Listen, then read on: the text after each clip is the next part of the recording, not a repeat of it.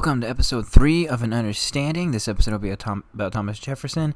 If you like it, watch. If you don't, eat biscuits. Have a great day. Who is Thomas Jefferson? Well, Thomas Jefferson, the weird voice, is our third president, the principal author of the Declaration of Independence. I really don't know.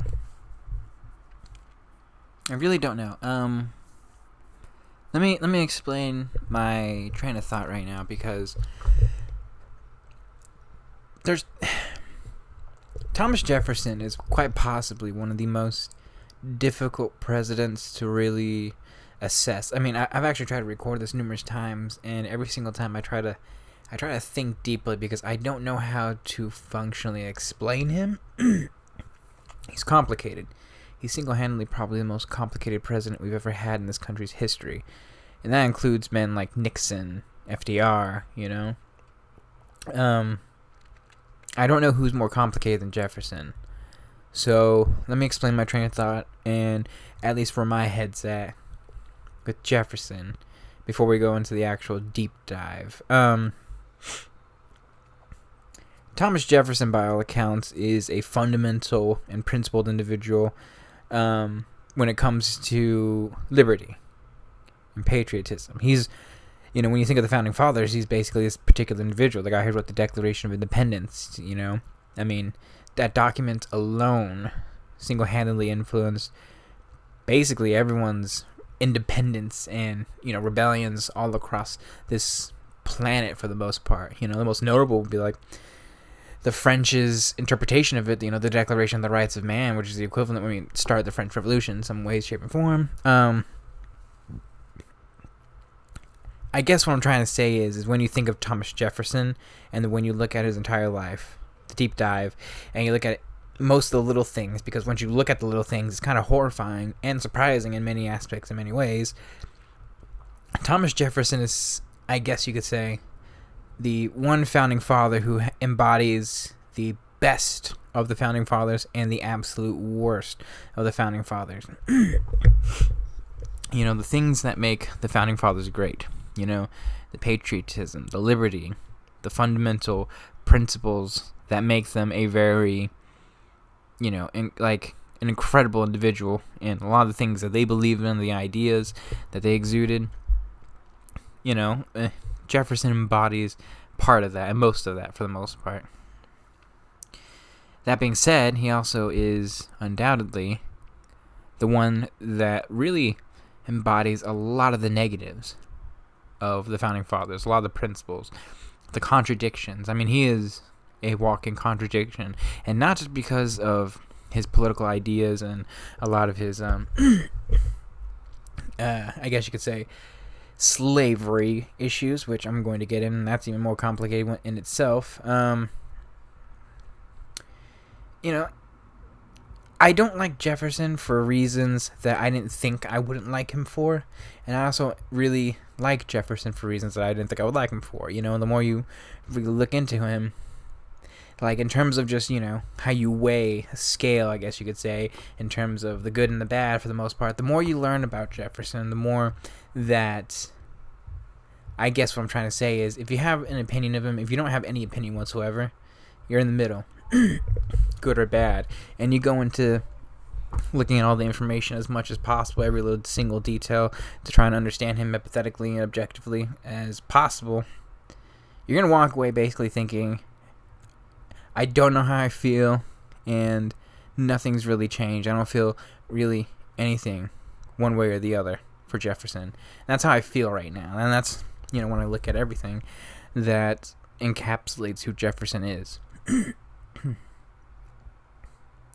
There's, and I started doing this little thing about where I try and go into the little moments, the thousands of little moments in their lives, and Jefferson has literally like thousands of little moments in his life that exude both of the characteristics, the good and the bad. I don't even know if I want to get into it, because some of them are really fascinating, some of them are really horrifying in some ways and aspects, and some of them just kind of just make you go, why?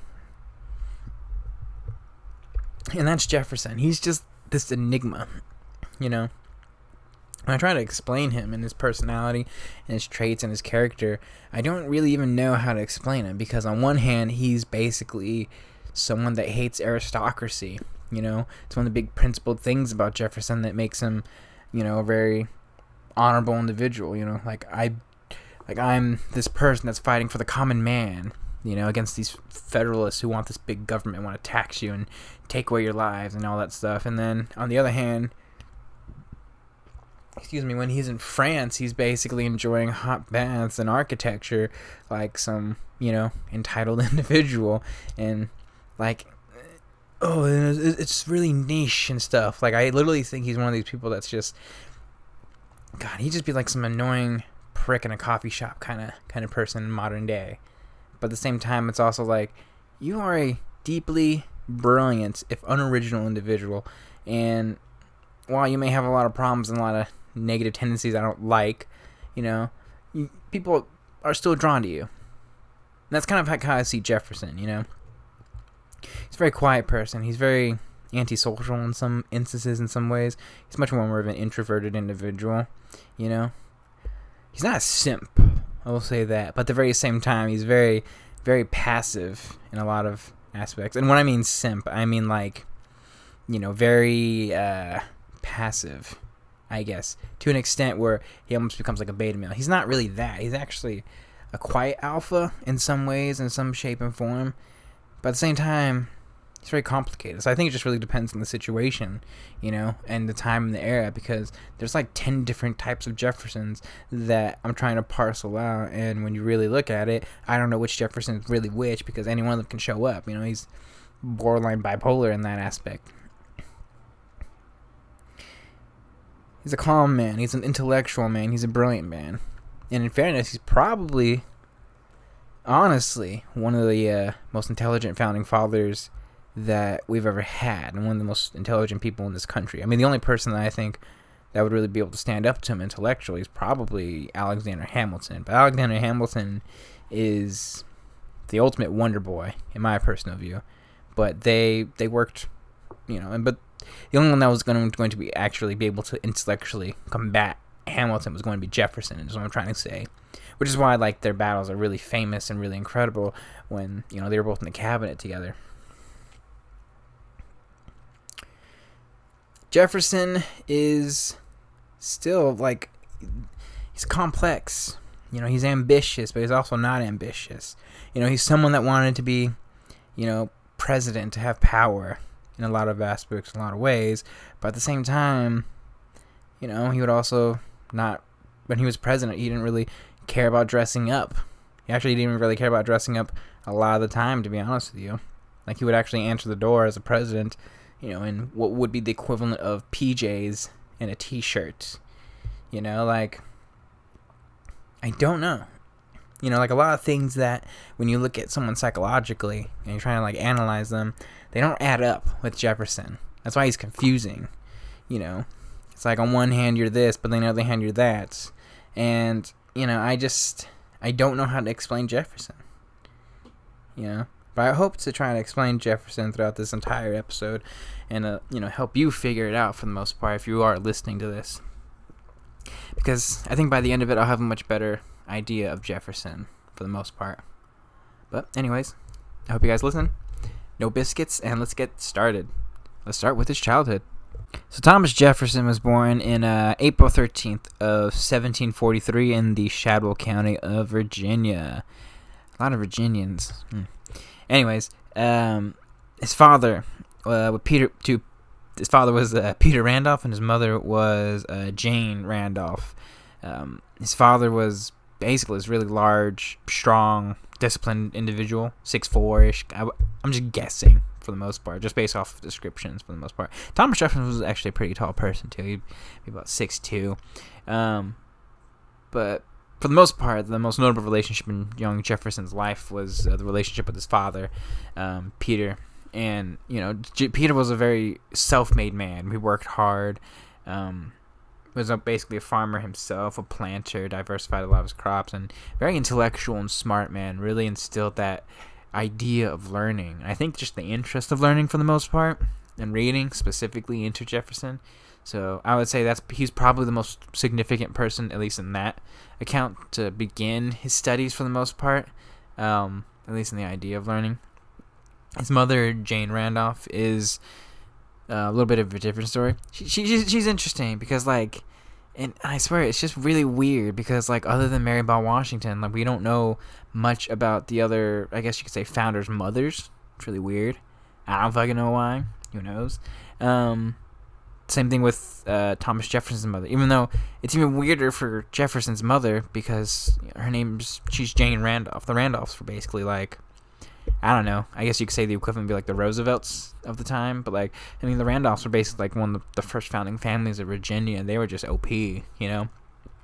Little tidbit, too. John Marshall, probably the single most important Supreme Court Chief Justice we ever had in this country, was his cousin, and was, I guess you could say, for the black sheep part of the family. They'd have this weird rivalry their entire lives. Little fascinating thing when you start learning about John Marshall. Anyways, Jane Randolph, we really don't know that much about her. I would say, at least details and reports for the most part, because there was a fire at the actual Jefferson estate, I believe, in 1770, and a lot of Jefferson's personal writings of his youth came from that period in time, or more than likely lost from that period in time, from the fire, and probably some of the stuff about his mom, either that or he just hates his mom. I don't know. I don't think so. Because by all accounts, at the very least, his mother was just good, at least from the accounts that we can gather. His mother's good. She really held and kept the family together for the most part, especially since Thomas Jefferson was the third of about 9 or 10 children. I don't know why I put 9 and 10. I read 10 and I read 9 from 2 different sources, and then another 10, another 9, and I don't know if it's just because they don't know, because I mean, not, you know, back then, especially, health is really difficult, and either miscarriages, I don't know if they counted that, or, you know, a lot of, you know, unfortunate fetal deaths for the most part. Excuse me, really contributed to that. But for the most part, 9 or 10 kids. Thomas Jefferson was the firstborn son. He had 2 older sisters. That would be a part of his life for the most part. His upbringing was really interesting, I guess you could say. Because when he was born, you know, the Randolphs were really big, and, you know, they had a lot of family. The Randolph clan was really fucking huge. And one of his uncles, William Randolph, really big plantation owner and whatnot, he died. So, and he had a shit ton of kids and a lot of land to take care of. So Peter basically was just like, okay, we're gonna yeet our entire family over there, and we're gonna take care of his kids and the land. So when Thomas was about 2 or 3 years old, he ended up being basically, he and his entire family, at the time it was only just the 3 of them, uprooting the entire family to go to the estate of William Randolph, and, you know, his entire childhood for the most part, and they would stay there for like 5 or 6 years for the most part, 7 years, at least in the early going, just basically having a normal childhood. But he would be surrounded by a bunch of kids while his dad went to work in the farms and the fields, and, you know, making that money. And his mom would just basically take care of them, help educate a little bit, and, you know, Jefferson would just read his books. You know, and in fairness, he had a little bit of a different childhood. You know, Adams liked to go shooting, and same with Washington and all. And he basically just learned, for the most part, and just read books. You know, he's a little fucking nerd, but it's Jefferson. What do you expect? You know. You know, he admired his father. The history with his mother's really interesting. He loved to read. Loved to explore. Jefferson was a really fascinating young kid because, you know, he's the kind of kid that, like, you know, you just like see a kid and he's just staring at shit and he's just like, what are you doing? And intuitively you're kind of like, oh, he's just admiring nature and the beauty of the world that surrounds him and all that stuff. Okay, cool. You know, Jefferson's kind of like one of those kids, and he's just chilling, you know, and he loves to explore. He loves agriculture, especially. I think I'm not saying he loved being a farmer, but I think he loved being able to plant things in nature and growing, and just was fascinated about the actual methods of how things were made. And, you know, and he's the kind of person that just wanted to know everything.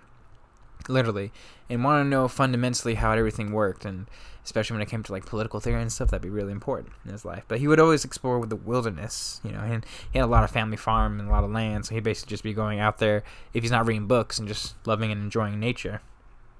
And, like Jefferson, especially at this time, people would describe him as this really shy, kind of conservative kid from the get-go. Very intelligent, and something else. He loved learning. And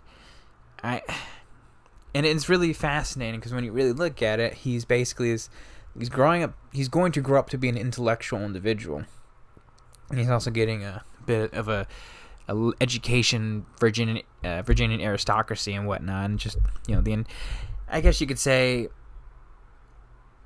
in some ways, he kind of becomes a little bit egotistical, And this is what I meant before when I said there's like a whole bunch, like 10 different types of Jeffersons, because, you get like, there is a humble Jefferson, but especially when he's young, he's kind of egotistical. He likes to get his own way, and he's a little bit entitled in a lot of aspects. And I don't want to say spoiled.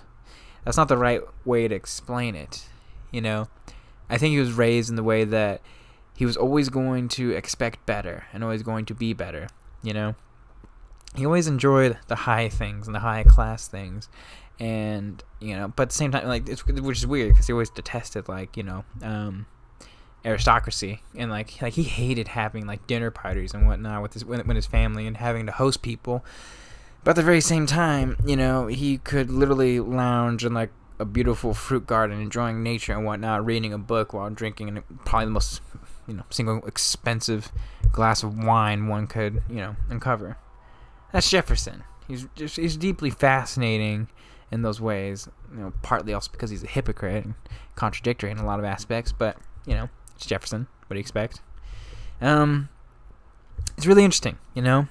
Especially when you grow up that way, and like it's very different from Washington and Adams. They're probably not thinking in those particular ways. And they're probably thinking about the future. They're probably thought of in a different way, and his parents probably taught him to think about what does the earth really go around the sun kind of thing, and like, I mean, obviously I think at that point they already knew, but for the most part, educationally speaking, kind of question everything, which unfortunately would come to haunt him later when a lot of discrepancies came with his belief in God, which he did. Many writings of him specifically saying he is a devout practice and believer of Jesus Christ and whatnot. At the same time, religious freedom that he's always fighting for constantly, it's a little complicated. So, he's growing up. He's staying on the farm. He's being educated to go into school. And he's just excelling in every little facet and aspect. He's being taught by the greats of the very great people of the time, a lot of their works and a lot of their writings, Newton, Locke, the great Greek philosophers too, and I think if he chose a different life, if he didn't become a politician or things didn't go in that particular direction for him, he's probably going to try and be a scientist or the equivalent of it, and I think that'd be really an interesting what if for Thomas Jefferson in this country, to be honest with you, in a lot of ways. So he lives his life, he goes to school on occasion, preparatory school, in order to get ready, because, back then, if you're 14, you're capable of going to college. But it's unfortunate because at that time, too, they moved back when Jefferson's about 8 or 9 years old, to their actual family farm, and they basically go about trying to live their life and doing their normal thing, And then when Jefferson's around 13, his dad starts getting sick, and it's really not known. I would probably assume some form of cancer. I would probably say. And here's the thing: if you died young back then, if it wasn't cancer, it could just be like random diseases because people would just die. Because I mean, if you had smallpox, you were gonna die. So we've largely eradicated smallpox. But for the most part, his father basically slowly withered in front of his eyes, and he was deeply close with his father, so it really did hurt him in many aspects, and which is kind of interesting because I think like he and Washington are a little bit similar in some aspects. I guess I guess just in terms of losing their father really young and then being influenced by the people of your particular era and time. And Washington would be influenced by the aristocracy and the prominent, big status figures of his particular, I guess, area. And then Jefferson would just be influenced by a shit ton of teachers and very a liberal arts education, but it's not what we consider a liberal arts education back then. Liberal arts back then meant like, much more free thinking and, whatnot, and not what it is today. So don't conflate the two, although, let's be honest, Jefferson, if he were here today, I think in some ways he'd probably be the kind of person that would wear like, false glasses just so he could look smarter. He didn't need glasses though in his life though. So when Jefferson's 14, his father dies, and he ends up becoming the head of basically the entire state. Back then, status is one thing, et cetera, but especially in Virginia, if you're the firstborn, you basically get all the land. So, which kind of sucks for the second and third, because at that point they kind of have to hope they marry someone or get a good job at a trade. Jefferson kind of gets put in a bit of a rock and a hard place, though, because he's supposed to go to college. He wants to go to college. He has a lot of money, actually, at this point to go to college. And at the same time, he's going to have to grow up and actually take care of his family farm and, make sure the finances are good and make sure everyone's solid. But at the very same time, and thankfully, when his father dies, an actual family friend, another Randolph, actually ends up basically taking over... what's his name? Basically, a family friend ends up taking over the actual estate for Jefferson, so he has the ability to go to school, which he really wants to do, and is actually going to help better them if he's going to be this really good, educated individual, etc. And God, I can't think right now. Okay, sorry. Train of thought is back right now. So the father's family friend, I can't think of his name. I'm trying to look for it and think of it. I can't think of it. But he ends up taking over basically the finances and basically make sure the plantation is going to be good for the most part. He's really not an important person within the story, so I'm just going to leave it out. So fuck that guy. Jefferson, at the age of 14, is able to enroll in William and Mary, the most prestigious college there. A lot of the founding fathers would actually go there, to be honest. And William and Mary is like the most OG school. There wasn't any like specific, like there's no law school or anything like that, or and anything along those lines. But William and Mary was like the most prestigious school in Virginia at the time. It might as well be the equivalent of like Princeton today, or I don't know what a specifically grand school would be considered, but basically it's one of those specific schools of high status and whatnot. Yale, I guess, would be the equivalent today. And basically for the next couple years, he literally does everything. Okay? Everything. Okay? Sorry, I take that back. I'm totally misreading. He goes to a whole bunch of different preparatory schools. Totally messed that up. Goes to a whole bunch of different preparatory schools. He actually learns most languages, by the way. French, Italian, German, Greek, a lot of Latin. And then he goes to William & Mary when he's 16. He actually goes a little bit later. Basically, if you're 16 and you go to William & Mary, you're probably around like 20, the equivalent of that. But he's as educated as he can humanly be, and he begins pushing the boundaries of what he wants to do. Because you have to understand, by the time he enters William & Mary at 16, again, completely disregard what I just said before. He enters now at 16. He has a mindset. Okay, he's when he's 16, his father tells him, 14, when his father dies, he tells him, hey, do your education, do that, dominate, be the alpha, yeet away. And he's like, all right, Dad, I'm gonna be the yeet king. And he, for the most part, effectively kind of does that. He basically, once his father dies, spends the next 10 years of his life working and dedicating his life to school for the most part, and the pursuit of education primarily. He'd always be dedicated to that for his entire life, but specifically, the way he goes about, the way he does it, at this particular time will never be truly repeated throughout his entire life. When he goes to William and Mary, he actually moves to the actual town, the town at Windsor. It's one of the larger towns specifically from his, I guess you could say country home for the most part. I loved the school itself. William Mary, it's this really weird philosophical school. It's really interesting. It does a whole bunch of different branches into physics, science, literature, Latin, philosophy, etc., etc. I mean, stories of Jefferson spending literally 15 hours a day. And the only time he would take a break was to literally sleep or play the violin. Sometimes he would just skip meals. He said, fuck it, I ain't hungry.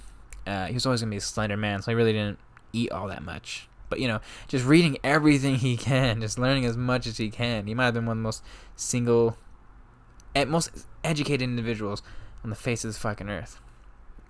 And he had a couple of, like I said before, he had a couple of specific influences in his life, and specifically a couple of father figures that would be a big part of it. One of them was one of his teachers, this guy William Small. In a lot of ways, I would say he's probably the most influential, because he's the one that I would say philosophically, he was one of his teachers of philosophy, and he specifically brought the idea of the Enlightenment to him, specifically, bringing the discussion to the forefront and what it means to be free, independence, liberty, life, property, or life, liberty, and property, little things like that. Little Locke with him. And at this time too, he's growing up. He ends up becoming about a 6'2", really slender, actually pretty good looking kid, although with some freckles and whatnot. Probably has no soul. Bad joke. Okay. Anyways, and William and Mary, like I said, is one of these most fucking prestigious schools of all time. Taught by the best teachers, and effectively, want to talk about someone who impressed everybody. It was Thomas Jefferson, so much so because of his intelligence, of his capability, and he wasn't the greatest debater, I would say, and would never truly be the greatest debater, but, he's very ferocious, intelligent, at the very least on the forefront of thinking, My biggest thing with Thomas Jefferson and intelligence, I just want to point out, is that he's not an original thinker. I think it's one of the faults of Thomas Jefferson, but he's someone that could actually... He's the kind of person that if you gave him, interesting thought, he could take it into basically 50 or 60 different directions and implement it into a particular way. I think Hamilton was much more of an original thinker and conceptualist in a lot of ways, but I think Jefferson was just as intelligent at the very least. He could take an idea, go with it, and make it something very interesting. And he was so all his teachers fucking loved him. He would actually get invited to the governor's balls and stuff, and he played his fucking sweet violin, really sweet. Meet a lot of people at these governor's balls, because most of the Virginia aristocracy would appear there and just be chilling and make a lot of connections there. And again, Virginia, a place of status, like with Washington. If you want to make it there, you gotta know people. You gotta make it. Okay? You gotta make it. And then, after 2 years at William Mary, intense studying. I'm talking about intense studying. Locke, Newton, all these people. Physics, how does it all work? He learns agriculture, and he learns, nature. I don't know if he wrote botany books, but I wouldn't be shocked if he did, I know that when he sent, Lewis and Clark on their adventure, that he collected all their notes and whatnot for nature, and specifically had them do all that shit for him for the most part while he was president. After 2 years, he ends up deciding, in order to actually make it and make some money and make more status, was to be a lawyer, farmer, mixture kind of thing. So he actually leaves and goes to study law. It's like with Adams too. There was no law school, so you had to study law with specifically a lawyer. You basically work for that lawyer or intern for that lawyer for the most part. Most of the time, you ended up interning, and then you just basically had the opportunity to study the law books and study law. He basically, the one person that he was able to study under was actually a really good friend. One of the most prominent litigators at the time in Virginia, George Wythe. I can't pronounce his name. He was actually really a good friend for the most part. he would basically be working with him for I'd say the next 5 years, 4 or 5 years, before he would take the bar exam. And I say one of the most prestigious. I genuinely mean it. George Wythe would teach the likes of, like, ironically, his cousin John Marshall and Henry Clay, who's going to be very prominent in the next, I don't know, probably 3 or 4. He'll be more prominent when Monroe comes and John Quincy Adams, but he's probably one of the most influential and complicated congressmen during that time. The pre-Civil War era specifically, like, I'll get to that era in the next couple episodes. Anyways, he ends up studying, does a whole bunch of little things. His studying's a little bit different, I think he understood philosophy and a lot of law, and for him, most of it was actually kind of just seeing what, Wythe would actually do in person, and Wythe would sometimes take him and tell him to go to actual places where he could actually see laws and depositions and all that happen. One time, I don't know why specifically, but he had the inclination to tell Jefferson to go to, I believe, like the Virginia state legislature, and it was a specific case about, I think, just how governments work for the most part and how laws effectively do get made. I think that was the purpose of it. Anyways, this is probably the most significant moment in Jefferson's particular upbringing that would effectively make him, I think, become one of the more prominent specific patriots. He actually goes, let me make it very clear, I'm really terrible with the timeline. Right now it's 1765. They're actually debating the Stamp Act. It's one of the most prominent debates that would occur, and Jefferson just happened to be there. And most notably, one person that's on the floor is this mad lad named Patrick Henry, who's just losing his mind over this, and is effectively, I don't want to get into it. Patrick Henry's a complicated figure, and I don't have the entire speech in front of me, but basically it's the, give me liberty or give me death, kind of speech. And Jefferson was so taken back by it that, I don't think the idea of politics, patriotism, liberty, all that stuff, I don't think it really occurs until that moment, if I'm going to be blunt and honest with you. He grows up, he's really, I don't want to say untouched by the British. He's kind of just there and sees him as his overlord. I think he's just so consumed with understanding people, the universe, physics, life, science, all that. And, I mean, obviously he's going to be aware of it and aware of politics, and he's studying law, for the love of God. But I don't think he functionally understood what it all meant until that speech. And I think that speech really changed him, because he's very different after this.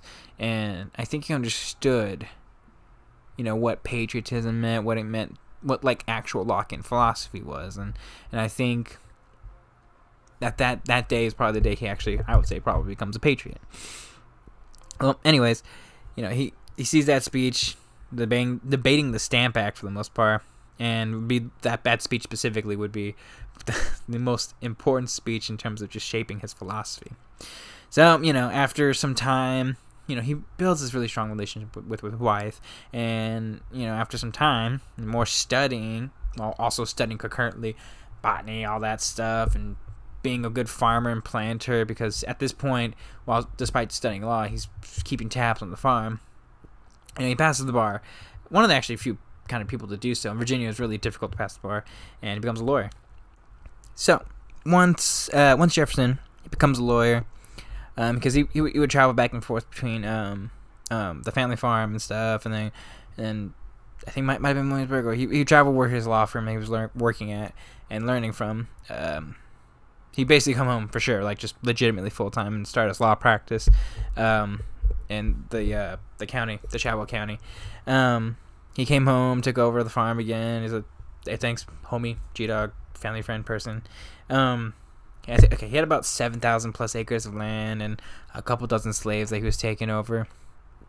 And when he came back, he was this kind of prestigious individual. He studied in the big city, Locke, etc., etc. He really made a name for himself at this point.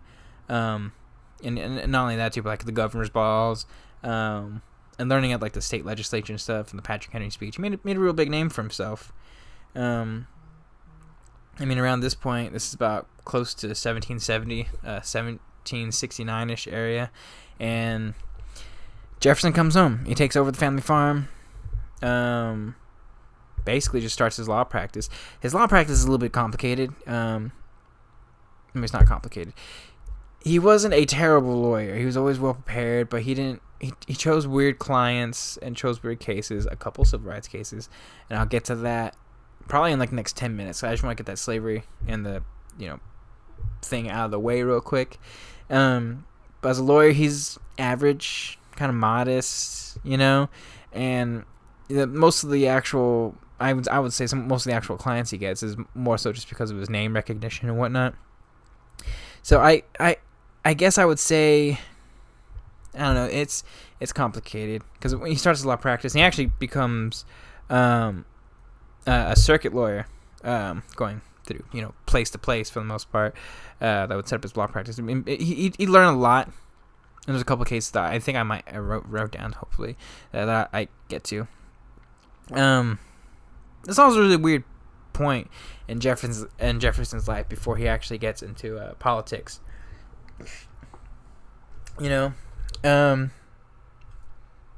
If he didn't become a lawyer or didn't really go down the path of politics, I think he would probably have been either a scientist or an architect. One of those two things. And he just loved learning and loved reading books. And even around this time, he's just reading constantly, etc., etc. I think he was just really curious about everything. Sounds weird to say. And when I'm trying to figure out Jefferson in this period of time, because I think this is a bit of a crossroads for Jefferson, which I think is interesting because, what if Jefferson doesn't write the Declaration of Independence? Who does that? Who doesn't become the third president? I think this is really interesting. Because I think at this point he's trying to figure out what he's going to do with the rest of his life. And I'm trying to parse this out. Because he's a farmer at this point. He's a really relatively prominent lawyer. He's slowly but surely building up his client base, etc., doing good work, for the most part. It's a little bit complicated, in fairness. I think he's still trying to search for himself. When you're in your early 20s, and for Jefferson and for people back then in general, if you're in your early 20s, you might as well be in your middle age at this point. For a lot of these people, I'm in the prime of my life. I gotta figure shit out. I gotta do something before I die. I think he was always curious about certain things, and he's always kind of been someone who's, I don't want to say expedient. That's not the right word. I guess what I'm trying to say is if he's going to do something, he's going to do something, and he was a bit of a dreamer, So I think that's what makes Jefferson a little bit fascinating in some ways, because if he's going to do something, he's just going to do something, and especially if he has the means to do it, he's going to do it. So, for him, around this particular time, he's just studying, he's exploring nature, reading every single fucking book he can, probably buying a shit ton of wine. He has this really big wine problem. Be one of the reasons why he goes in debt later, basically throughout his entire life, because this guy fucking loved grapes and shit. This is a very interesting point in his time. This is also where it's a much more complicated story, obviously, and I'm pretty sure, I just think it's funny in his mind. He's just like, he just sees a mountain, he's like, I'm gonna fucking build a house on that bitch, you know what I'm saying? And decides, effectively, to build what would be his lifelong home, Monticello. Monticello, by the way, means little mountain, I think in Italian, or French, one of those two. So he finds the mountain that it would effectively be on. It's actually really close to his home, and he ends up purchasing the land, and then starts building Monticello. He's like, when I said loves architecture, some people consider him like the father of architecture. I mean, a lot of the architecture that we have, and a lot of our buildings for the most part, and our capitals and whatnot, are really influenced by Jefferson, and a lot of his influence from both British, specifically Italian, and I think Roman and Greek architecture for the most part. He just loved that shit, and really loved columns, which I always find really, really interesting. This was a very difficult point, though, because within like a year or two, a lot of shit happens to him. Notably, while he's building the house, comes home, his fucking house is on fire. The actual Shadwell house, the fire I was talking about earlier, that a lot of documents would be lost, and it wasn't just like the actual writings of Jefferson. It was, he lost a shit ton of books, and specifically lost a lot of equipment, a lot of writings, a lot of personal writings, like Lockean books, philosophy books. He did save his violin, I believe, and a couple of notable books that he was reading at the time. But I just think it sucks. Be like, imagine if you like love movies and you collected a shit ton of DVDs and Blu-rays, and then all you could save was like, M. Night Shyamalan's The Last Airbender. You're probably gonna be a little bit disappointed. And he would lose a library numerous times in his life, so it's not really a big problem. He'd always have books. He couldn't live without books. Wrote it numerous times. He could not live without books. He fucking loved books. But at this time too, he's becoming a really prominent figure, and a lot of people are saying, "Hey man, why don't you go into politics? Why don't you go influence, the political scene for the most part?"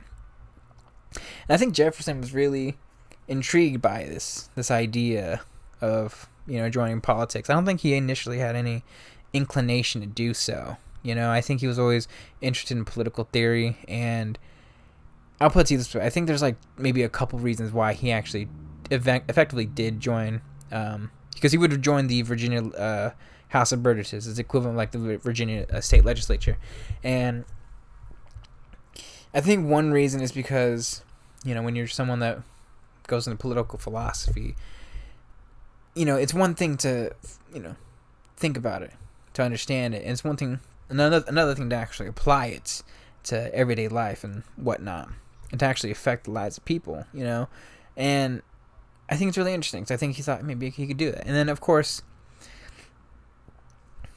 if I'm going to be honest, I think he's someone that would, and in fairness to Jefferson, I would say most of the time, aside from his, debates with Hamilton and other people, etc., I think he was always so keen to learn. So I think, unless he hated you, he was going to listen to what you were going to say.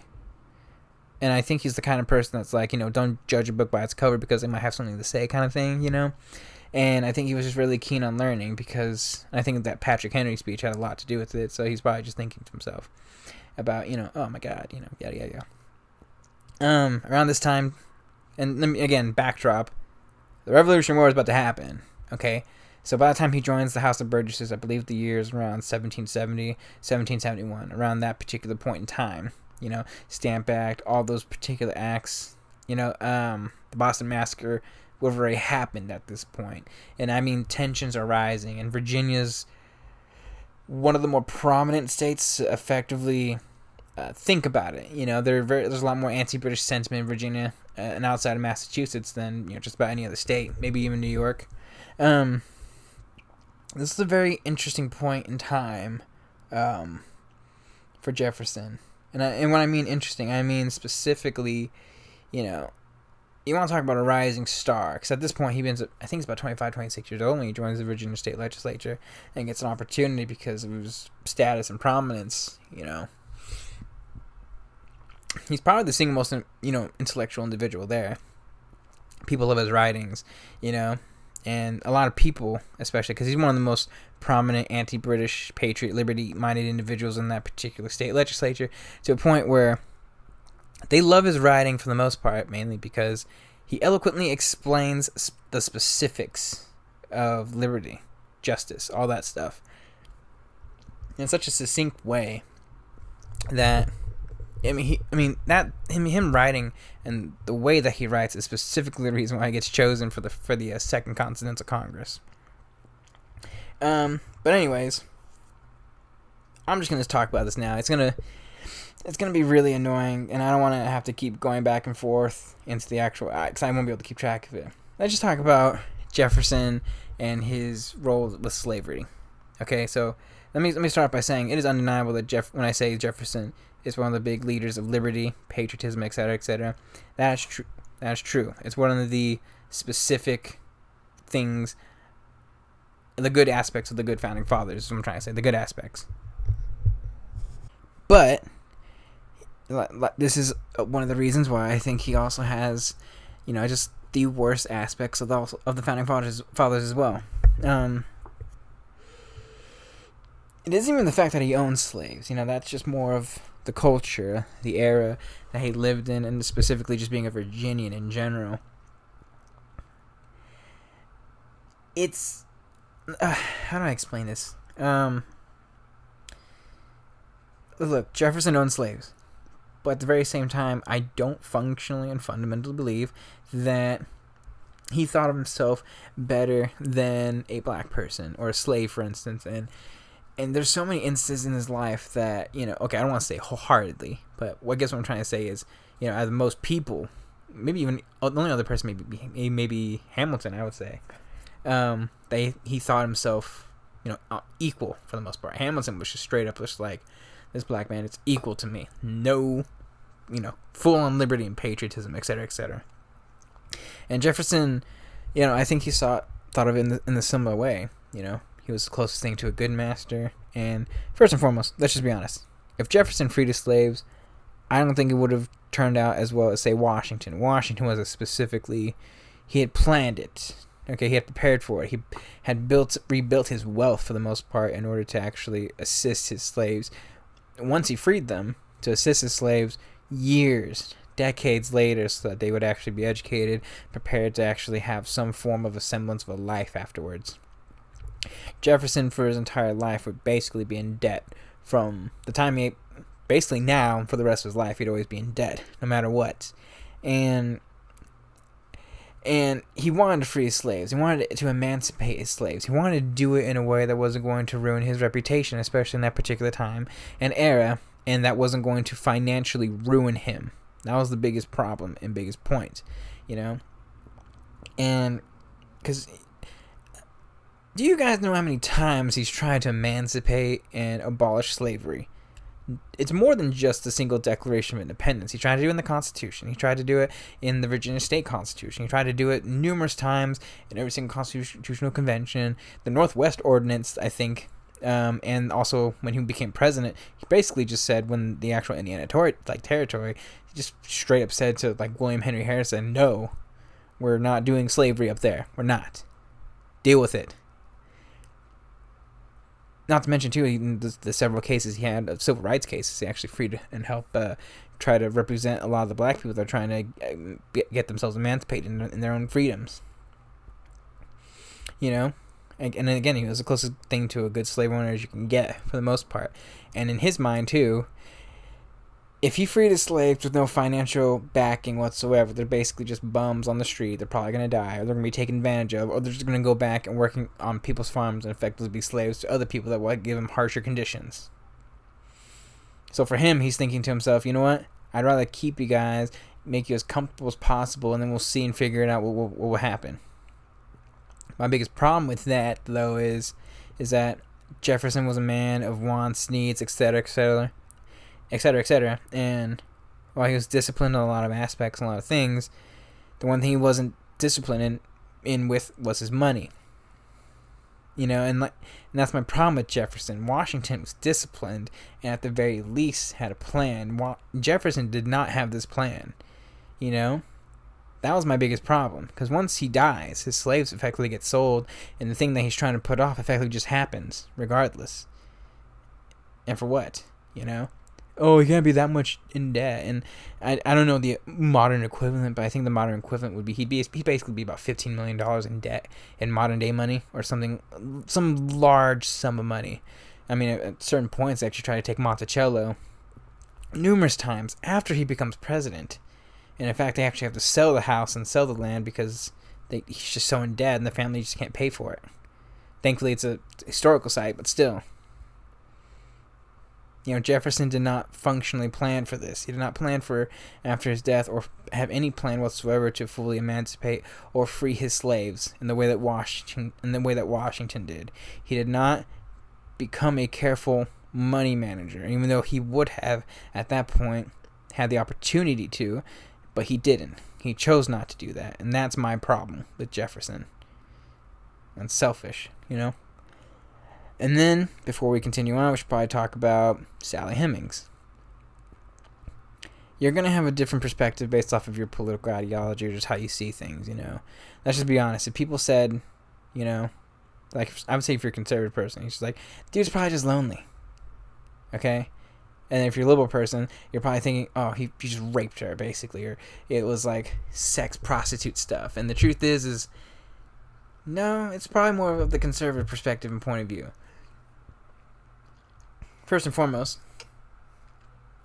Jefferson's character does not do that, And again, I'm just basically, it's all conjecture, and I don't know who actually Jefferson is. I can't see it, obviously in person. But if you're going to tell me this person who was raised in that particular way, as a scientist, he's not, like I said, he's just not someone that's just going to do that. He's a very opinion-minded and straightforward individual, and just going to, do what he wants for the most part. Not in that way.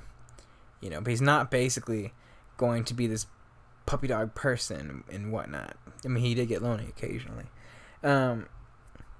He did not treat people this way, unless they were his enemies. That's very different, The way Jefferson is, and his personality, and the way he treats people, and the way he presents himself to people, is not this monstrous person. And on top of that, too, I think, I'm not saying it's racist, but I mean, if you think Sally Hemings wasn't going to be able to be capable of defending herself, then you're all a fucking fool, okay? Like, she was a pretty smart, whippy person, and honestly, by all accounts, was a really strong, incredible woman. And I'm not saying that they loved each other or not, but at the very least, it was very clear that there's something there. I don't know if it's love or anything, but at the very least, she did have a couple of his kids, and for the most part, it seems very clear that it was relatively consensual. At the very least, there was a deal to go along with it, because she would be freed, and then the kids that they would have together would effectively be freed too. And it's very complicated. Very complicated. And I'm not really trying to defend Jefferson at all in this point, because it's really weird at that particular point. There's actually a person that would be a part of Martin Van Buren's cabinet. I think it might have been his vice president. I can't think of his name for some reason.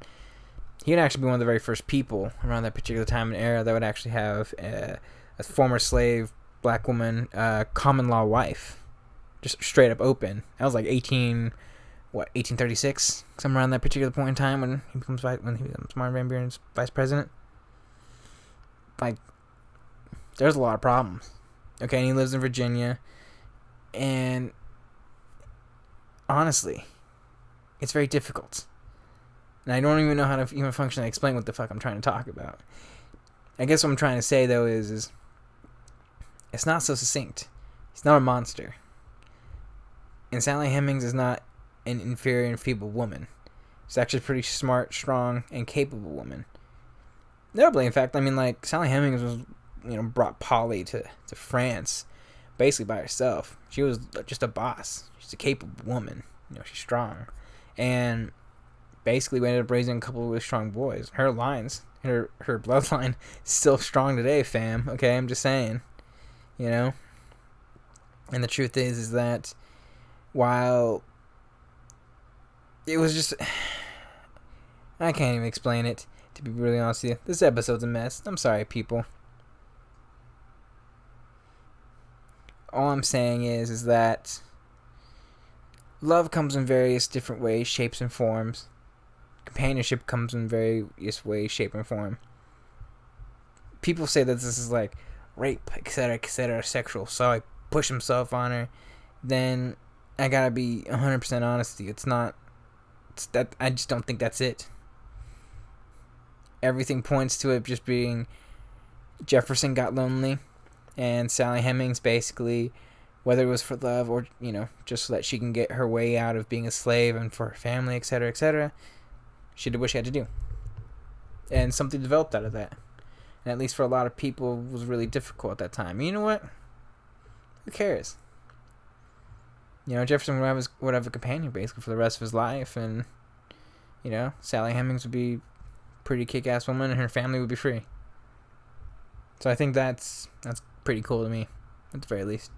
That's just how I see it for the most part, But then again, like I said, Jefferson's just not he's a complicated person, He's someone that doesn't care about aristocracy and how people see him, and then he cares about this, So I don't know, and I think part of that is just because it's just a facade. I think that's the biggest problem with Jefferson is that he just seems so fake sometimes, and it's difficult for me to empathize with that sometimes, and why I think it's a little bit hard to really explain who Jefferson actually is.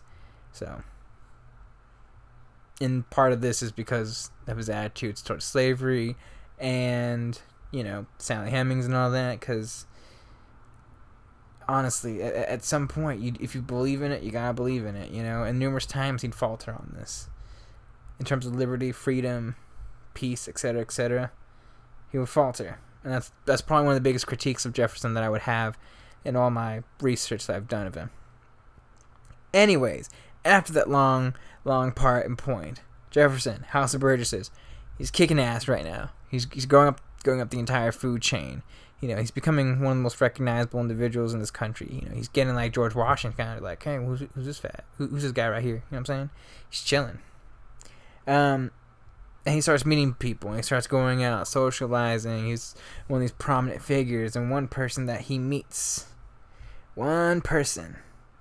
this handsome, really shy guy at times, and let me make it very clear, Jefferson's a really shy guy. He's an introverted person, always, through and through.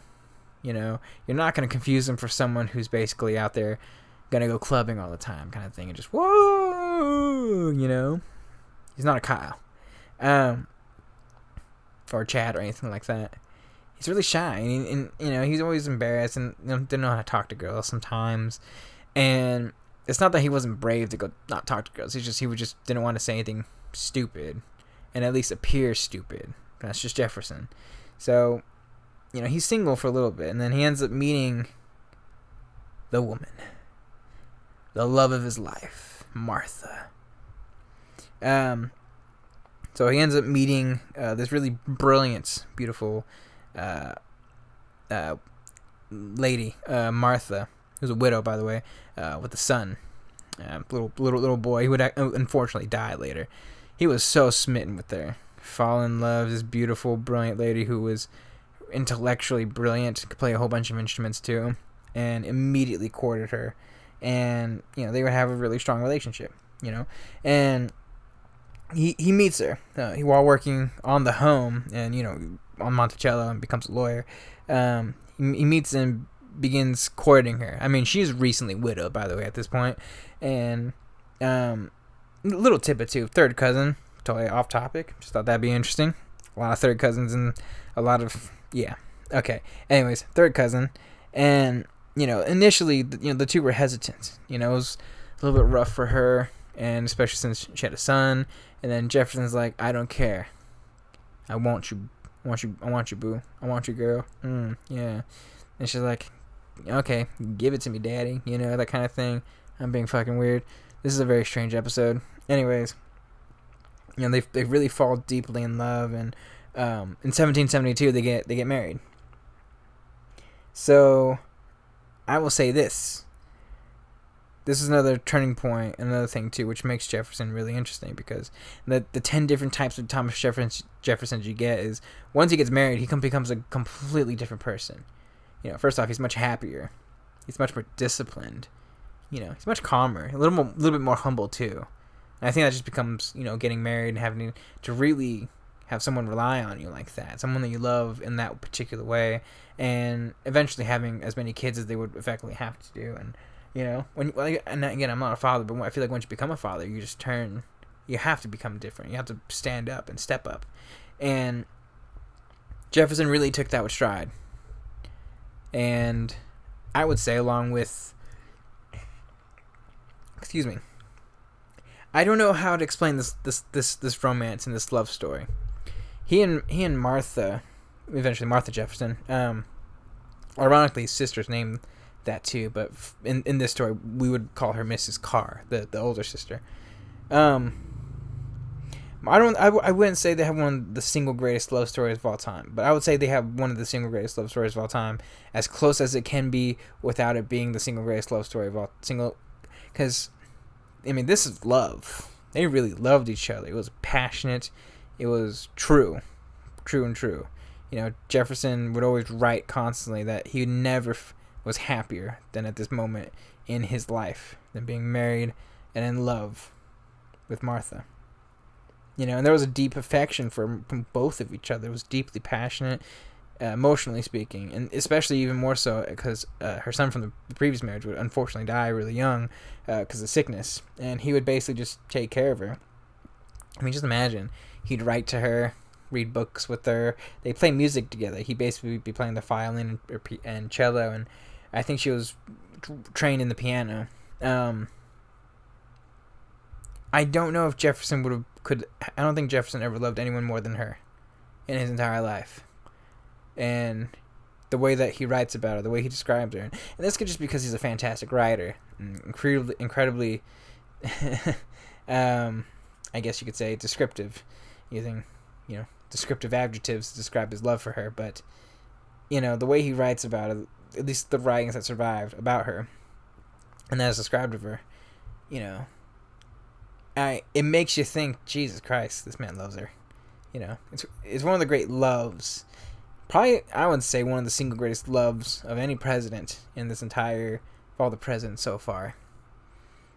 And one that would be truly catastrophic, that I'll get to in a little bit later. Plot twist, she dies really, really, really young. And it's brutal. But I'll explain that a little bit later when I get to when Jefferson becomes governor. Okay. Anyways, this great love story, etc., etc. They meet and they happen to get married, and it's really good. It's the happiest time of their life. They would have 6 kids. Unfortunately, 2 of them would only live to adulthood. We had 2 daughters. Patsy and Polly would be the names. The daughter Patsy was named Martha, but they nicknamed her Patsy. And in fairness, it was a little bit tough too because Virginia and most of the southern colonies would have unfortunately, really low mortality rates or high mortality rates for kids, especially back then. The North was a little bit better. They had much better technology and better living conditions. Like, when you look at the South and the colonies and whatnot, I mean, it's kind of fucking crazy. Like a lot of people would basically just be farmers, build these little crappy shack huts and plant tobacco and live in these really vile conditions and then just go from place to place. And that's how it was back then. And it's kind of settled down for the most part. But even then, like, people would live in these large plantations and whatnot. It had a shit ton of acreage. You're working the entire acreage, so you're not going to be traveling miles and miles back and forth between it. So you're probably going to be living in that particular area, growing and working those fields for the most part. So it's a little complicated. But after that long-winded explanation, just really low, high mortality rates for babies in the South, and specifically in Virginia. So it is during this time, what was it? Jefferson would basically acquire more land. Martha, when they got married, her father actually would pass away soon, and basically since there was no male heir, most of the land property went to Jefferson, which unfortunately also meant all the debt too. So it just kept increasing. So he got a shit ton of slaves and a shit ton of land, and he tried to make it work. So he's basically doing 50 different fucking things all at one time, trying to basically be this plantation owner, trying to be a part of the Virginia legislature, and trying to basically also pique his interest in terms of reading, science, etc., etc., etc. He's also still trying to be a lawyer. He rose to prominence with some of his cases, most notably, he basically writes this book, this doctrine or something, this little pamphlet. It's known as the Views of the Rights of British America, which put him into prominence. He and Patrick Henry are the voice leading the charge against the anti-British sentiment. That single document basically is the reason why he ends up going to the Second Continental Congress, and that basically just puts Virginia on the map. That basically was one of the documents that put kind of a bullseye on Thomas Jefferson in a lot of ways and aspects. It's a very important document. One of the most influential documents around that particular time. It's not like Thomas Paine's Common Sense or anything. But, I mean, that thing basically so eloquently pointed out and, for the most part, explained the problems what the British were doing. And basically everyone's like, this makes sense. Okay, cool. Like, fuck, let's do this. Okay, cool. Fucking right, let's do this. Yeah. I would also point out too that, the Boston Tea Party would effectively occur around this time. And, again, like I said before with the previous episode, rising British tensions.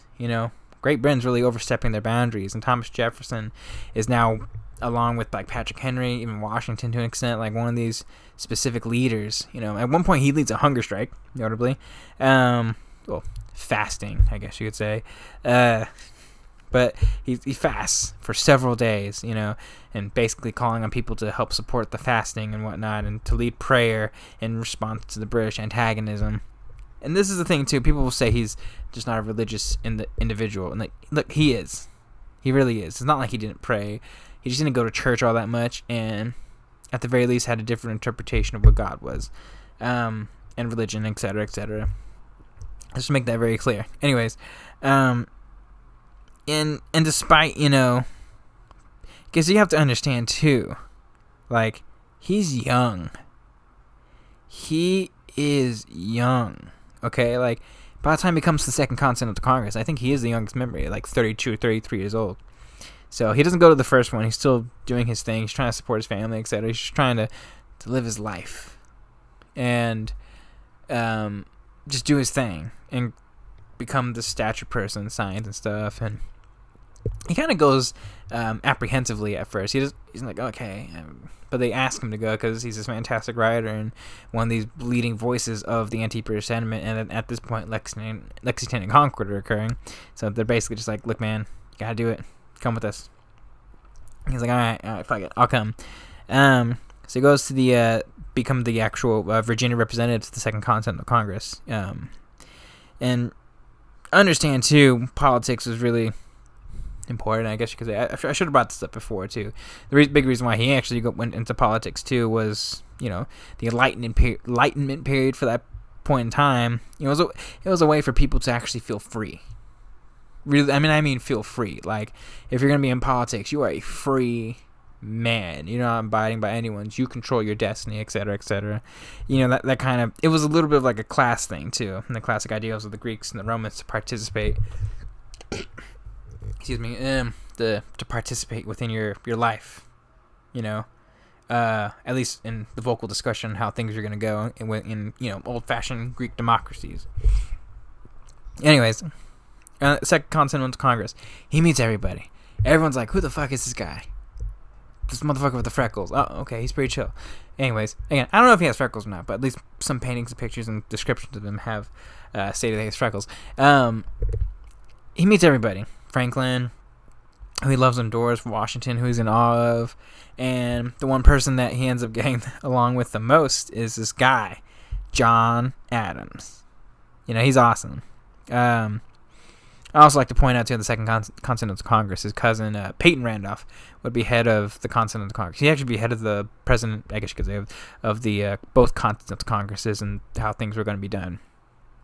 Anyways, he was specifically close to John Adams at this point. John Adams was, like, big patriot. Everyone kind of knows a little bit about John Adams, and he's this big leading voice for the patriotism and the independence movement in some ways at this point in time. And he's banging the gavel. Fucking independence. Fucking YOLO this bitch. You know what I'm saying? And Thomas Jefferson is kind of like, dude, you're making a lot of sense right now. You fucking got this idea. What's this idea about republicanism that you have? Interesting. And, like, it's cool. They would start this friendship, and they'd both be united in really trying to get, at this point, the Second Continental Congress to fight for independence. I probably explained a little bit before in the Adams episode, but I understand that the Second Continental Congress, it wasn't fully independence yet. They spent like literally months debating back and forth about what they should do, because a lot of them wanted to repair their relationship with Great Britain, and a lot of people were basically like, we're fed up with this. It's just going to keep going back and forth, riots, etc. Let's just cut it clean off and develop something new. And maybe try something that's actually going to be better for the people, because we all have rights and we want to develop something that's going to give us our own rights. And for the most part, the biggest people that were so in fighting for that were like Adams, Henry, and specifically Jefferson. Their writings alone, their debates, specifically Adams's oratory skill and debating, just fighting furiously. And at a specific point, when it seemed like it was going to tip towards, it was taking a long time. And a lot of people will point this out, that the book Common Sense by Thomas Paine comes out, saying why we needed to have independence from Great Britain. And everyone's like, okay, we get it. Everyone reads that book, and they're basically like, fuck it. So the Second Continental Congress, they effectively agree that they will declare their independence. So what happens? The committee. I forgot what the actual committee is called. Okay, but anyways, they were close. Adams and Jefferson. And Adams is in charge of this committee that will effectively create the Declaration of Independence. And the most notable people on the committee are obviously Thomas Jefferson and then Benjamin Franklin. It's very interesting. There's a whole bunch of people that basically have written down how the actual Declaration of Independence speech kind of thing goes, or how they basically come about doing it. And I'd like to give you a little bit of an example for it. So it's June. It's 1776. Jefferson and Adams, they talk and they discuss who's going to basically write the document that will declare the United States a new nation. Jefferson in many ways knows that what Adams is going to say. He's not dumb, okay? And Jefferson, at this point, he's a young patriot from Virginia. Okay, he's 33. Sorry, he's 33 years old and ends up becoming part of the Second Continental. Yeah, exactly. Sorry, I'm losing my train of thought. I'm trying to go through the entire process itself. So, Adams is this awesome person, and while they're talking, Adams hands Jefferson a drink, because Jefferson's like, oh boy, loosen him up. And Jefferson basically just asks him, because they don't have to say. Jefferson knows what he's going to ask him. He's like, why do you want me to write this document? I'm going to paraphrase it here, but Adams more or less says, you're a Virginian, I'm obnoxious, and you can basically write 10 times better than I can. And, Virginia, basically, if they're already in it with Washington, but they're going to be far more in it if they have Jefferson, another Virginian, basically writing the actual Declaration of Independence. You want to talk about them getting into the actual war itself, that's the moment that they're actually going to. There's no turning back at that point. And let me explain the Declaration of Independence, because it's the single most important document in this country's history. It's the document that makes America America. We celebrate this every year on the 4th of July because of this document. This is when America starts, becomes a country, is when the Declaration of Independence is made. And that, for Thomas Jefferson, will always... that alone deserves his face on Mount Rushmore. And while I still believe, fundamentally, most of the content, I would say, of the Declaration of Independence, my own personal view is 60-40 Adams-Jefferson. 40% of it still did come from Jefferson. A lot of it had to do with his anti-British look and the pamphlet in the book that he wrote on the anti-British and how they that thing earlier that I said, I can't think. His ideas of liberty and freedom. And in fairness, I would argue that the unalienable rights part of it is absolutely 100% Jefferson. That all men are created equal. I don't think anyone could have truly written this document in the way that he did. And he wrote it perfectly and succinctly. So in the course of actually writing this document, he spends about 3 weeks or so writing it. Spends, because he's basically doing committee meetings and stuff for most of the time that he's there in the early part of the day, and from 6 p.m. to midnight he's writing the documents, and then goes early in the morning to talk to Adams and Franklin, then they edit sections or whatnot, take out the anti-slavery clause, etc., and yeah. Then they basically bring it to the actual Congress, and Adams is fighting ferociously for it. Fuckers, yes, fucking ratify this bitch. And everyone's like, okay, cool. And then they accept it on the 2nd, and then finally ratify it on the 4th of July. So It's beautiful. I just want to add. You have to understand how important this fucking document is, because this document literally is a single document that a lot of people have actually cited as a big reason why a lot of these rebellions and revolutions effectively occur. I mean, the French Revolution, I would probably start off, is a big reason because of this document. I mean, a lot of the words from the Declaration of the Rights of Man are literally from the Declaration of Independence. And Jefferson's ironically there around that time too, and he's like, oh, fuck yeah, I'm an influencer, so, you know. Anyways, and around this particular time too, I might want to point out that he actually started working with James Madison at this point, and specifically in legislation in Virginia. And James Madison was a rising star at this particular point, but effectively become one of his closest allies, especially in the Virginia legislature when he effectively leaves. So, anyways, first after the Continental Congress, he basically goes back to the Virginia legislature. He actually, well, it gets kind of weird because they end up kind of creating a new Virginia legislature, so he ends up getting reelected into that, and he's basically full bore into politics. So he's letting people take care of the farm for the most part, and during this period of time, he's helping create what effectively would be the Virginia State's Constitution. He didn't really do a lot during this particular time. He didn't really have a lot of influences. He probably had a lot of things on his mind, unfortunately, for better or worse. And in fact, in fairness, a lot of things that he tried to do during this point ultimately would fail. Mainly, like, you know, the ideas of religious freedom, etc., when they're trying to create this constitution, and, you know, little things like that. I mean, Madison would be the one to really push it forward when Jefferson leaves, and Madison basically just takes over his position as a leading voice for that. But Madison's actually kind of there. He's doing some other stuff, and he's, you know, being a friend. You know, they would actually grow their friendship together. I will say, though, it's a little bit complicated, because he's, like I said, he's got other things on his mind, mainly taking care of his family. He ends up taking care of his wife. His wife's always sick, unfortunately, and due to just the sheer reality that she wasn't a very big woman or a very healthy woman to begin with, and, you know, pregnancies during that time would really take a toll on a person. And, you know, having 6 babies, and basically the span of about 8 years, it's a lot. You know, a lot of them didn't survive. They weren't particularly healthy, but at this point, he did have his 2 kids, the two that would actually survive into adulthood, I believe. But for the most part, he would take some time off on occasion to help assist his wife in that particular state and reality. I don't know. Just, yeah.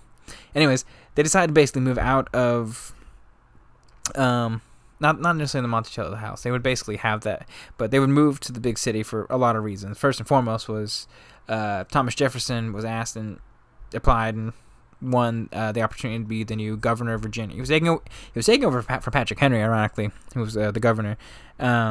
About this particular time, it's about 1779, and wars, for the most part, it's coming to Virginia. It's been up north for most of the time, but the war in Virginia is a little bit interesting. It's a little bit different, a lot more small scale stuff. A lot of things would be happening in Jefferson, unfortunately.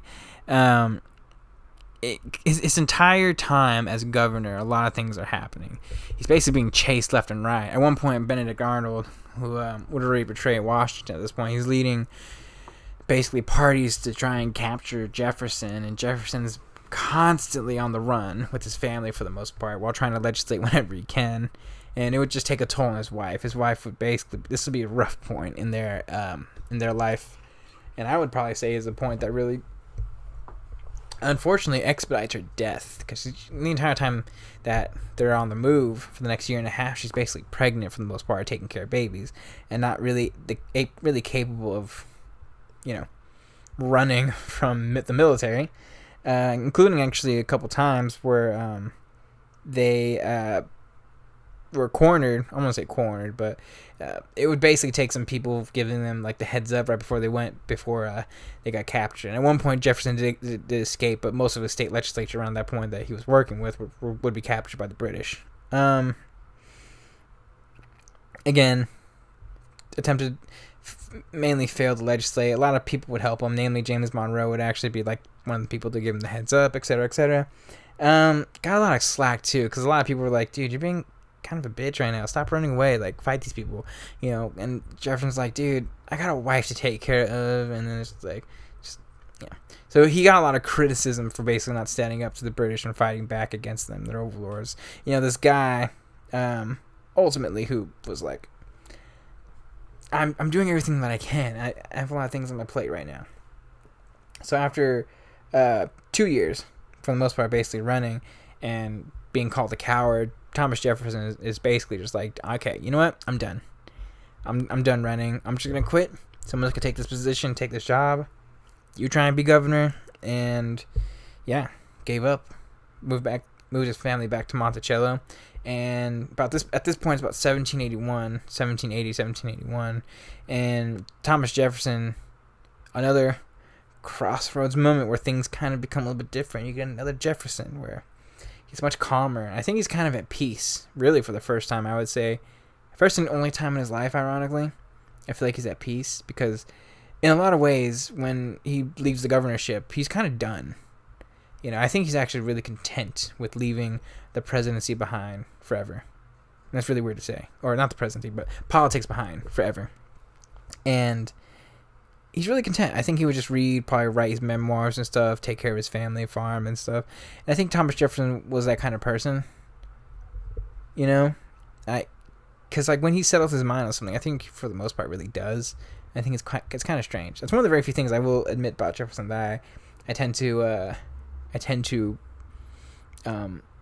at least admire in some ways, is that, you know, if he says he's going to do something, for the most part, he'll do it, which is quite strange.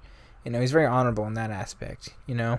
So I think when he was ready and actually willing to retire, he was really ready to retire. Another crossroads in life, you know, what if he doesn't become president? All that stuff happens. His country would be very different. That being said, Jefferson, his wife, his entire family, they retire back to their home in Monticello. It's a bit of a secluded place, so it's kind of cool. And, you know, in Monticello has a lot of people there, notably his oldest sister, Mrs. Carr, or Martha Jefferson, ironically, same name. I call her Mrs. Carr just confusion. She's a pretty kick-ass woman. She's a very supportive woman. You know, always looked out for Jefferson. About this time, he's basically just chilling. He writes books. He's reading as many books as he can. You know, he does all the things that he wants to with his life. And unfortunately, the last peaceful months of his life, while his wife, again, is pregnant. But they would play music together. They would listen together. They would love each other. And in a lot of ways, it's one of those times where it's just like, you know, I'm picturing Jefferson. I'm kind of just thinking to myself, like, guys, it's really fucking sad because, like, it's probably peaceful, you know, and you don't know it's going to be peaceful. And you don't know that this is going to be the last, I would say, true moment you were happy in your entire life. Because Jefferson, his last daughter, Lucy, would be born, and Lucy would unfortunately not make it. She would only be alive for 4 or 5 months.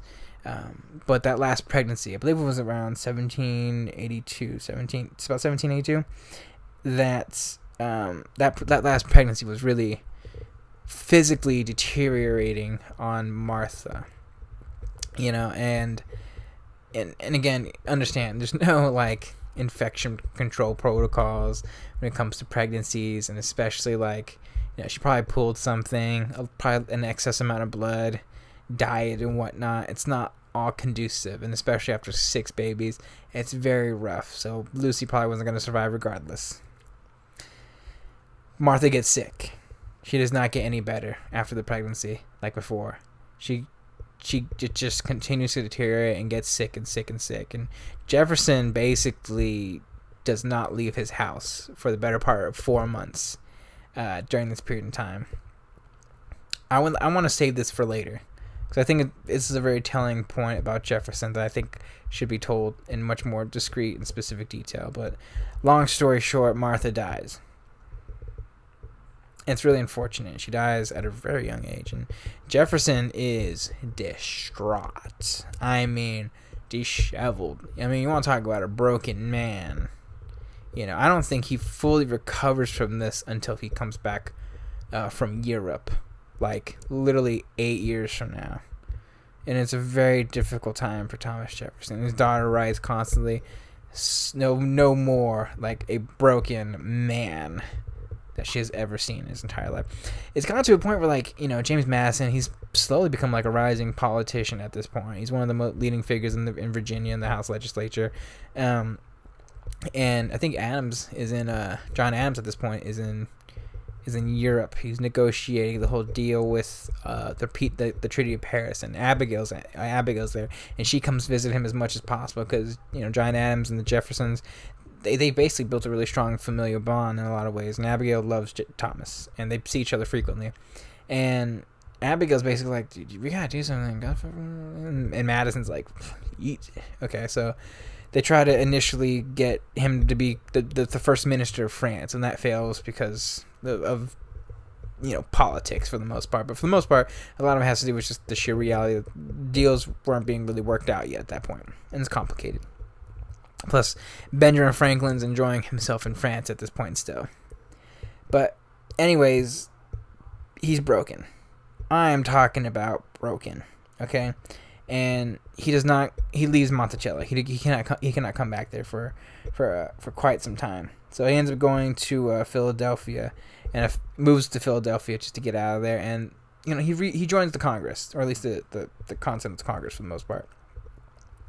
And for the most part, and this is why I think Thomas Jefferson is kind of just like a really deeply fascinating person and complex in a lot of ways, because he's sad, he's broken, he just throws himself into his writing, and he's probably I don't think he's ever been more focused in his entire life than after his wife dies. His writing at this point is really deep, fascinating, it's specific, it is concise. He throws himself in his work, and I don't think and aside from his days in school, I don't think he studies anymore than at this point in his life too. I know I keep contradicting myself like Jefferson, but he's just deeply complicated in this aspect, in this particular way.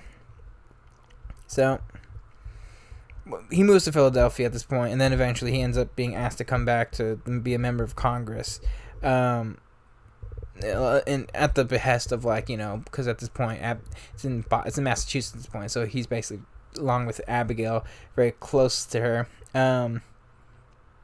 He's basically only going to be in Congress for a year and a half. There's nothing really specific that I think is really important in this particular point. The only thing that would be specific is he's just his most notable thing was fighting for the land ordinance in the Northwest Territory, and just fixing state borders for the most part. But that really won't come into really question later. But he's a big part of that. And it's until 1784, Thomas Jefferson effectively gets the opportunity to be the minister of France. Benjamin Franklin, I forgot how old he is at this point, but he's got to at least be in his 70s and maybe early mid-70s at this point. He's an old dude, and Thomas Jefferson basically is just like, can I go? Yeah, But Benjamin Franklin effectively is like, I'm done. I'm going to retire officially. And Thomas Jefferson finally gets the opportunity to be the minister of France. So the first chance that they get, they send him to France. And immediately when he gets to France, he fucking loves it. First off, he reunites with Marquis de Lafayette. Marquis de Lafayette, along with Hamilton, actually, in Washington times, would come and frequently visit Thomas Jefferson on occasion during the actual war itself, while they're trying to run away and stuff and hide. And he's reunited with Adams and Franklin. They come and visit each other. They speak. This was one of the most specific, brilliant times of Jefferson's life. He would spend he basically spend the first, he didn't even become a minister, he just spends the first couple months of his entire time there really enjoying himself. He travels to Europe, he goes to Italy, he goes to Britain, he's not really interested in British, he meets the king, he's kind of, and the British royalty there, he's kind of just unimpressed. He's just like, a little bit snobby, but come on, it's the king, so who gives a shit, right? And then he's enjoying himself, enjoying the baths, the wines, even the women. There's actually a really funny and interesting story. God, what is that lady's name? Okay, because when he's minister to France, he falls in love with this girl, this French lady, Maria Causeway. She's probably one of the most accomplished. She's like, I guess in some ways she's kind of like the female Jefferson. Like this really brilliant, a low-key aristocratic individual. She's married, though. And that's a funny story because, like, when they're there, Jefferson and her just spend all their time together.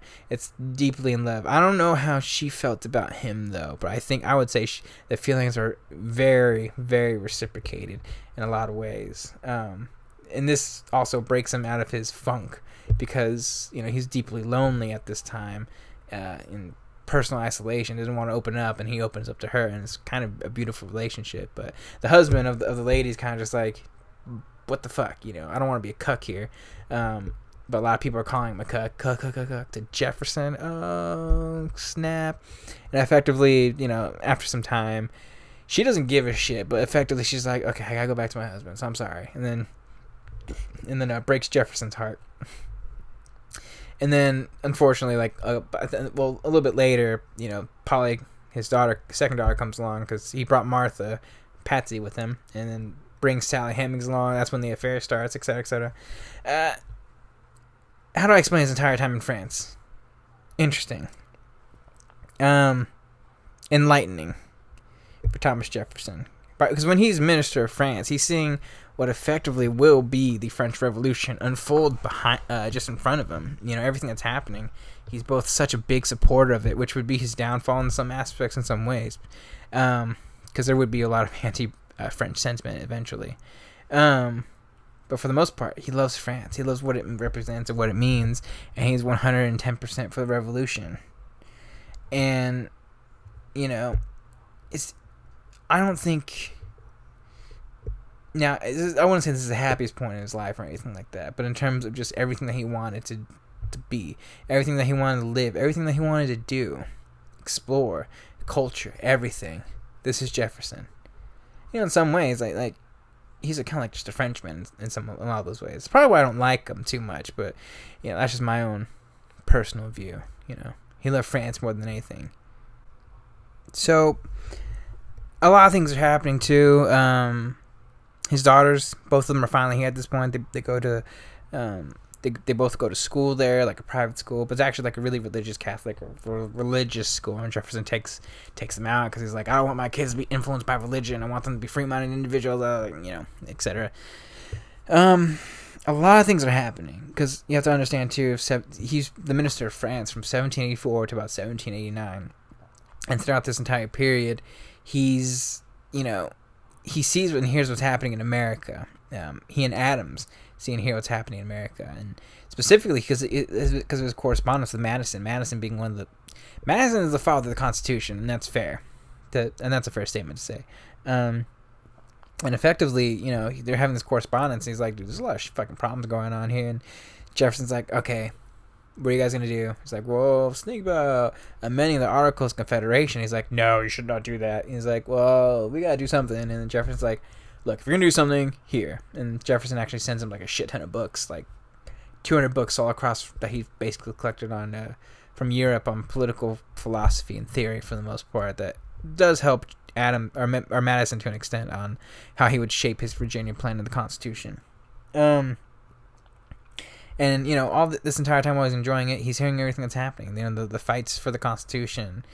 He hears rumblings of Hamilton and stuff, He doesn't really know Hamilton all that well, in particular. They've known each other, but they're not, like, very, very, very, very acquainted with each other at this point. I don't think he does have the highest opinion of Hamilton at this point, though, because Hamilton's, he's not...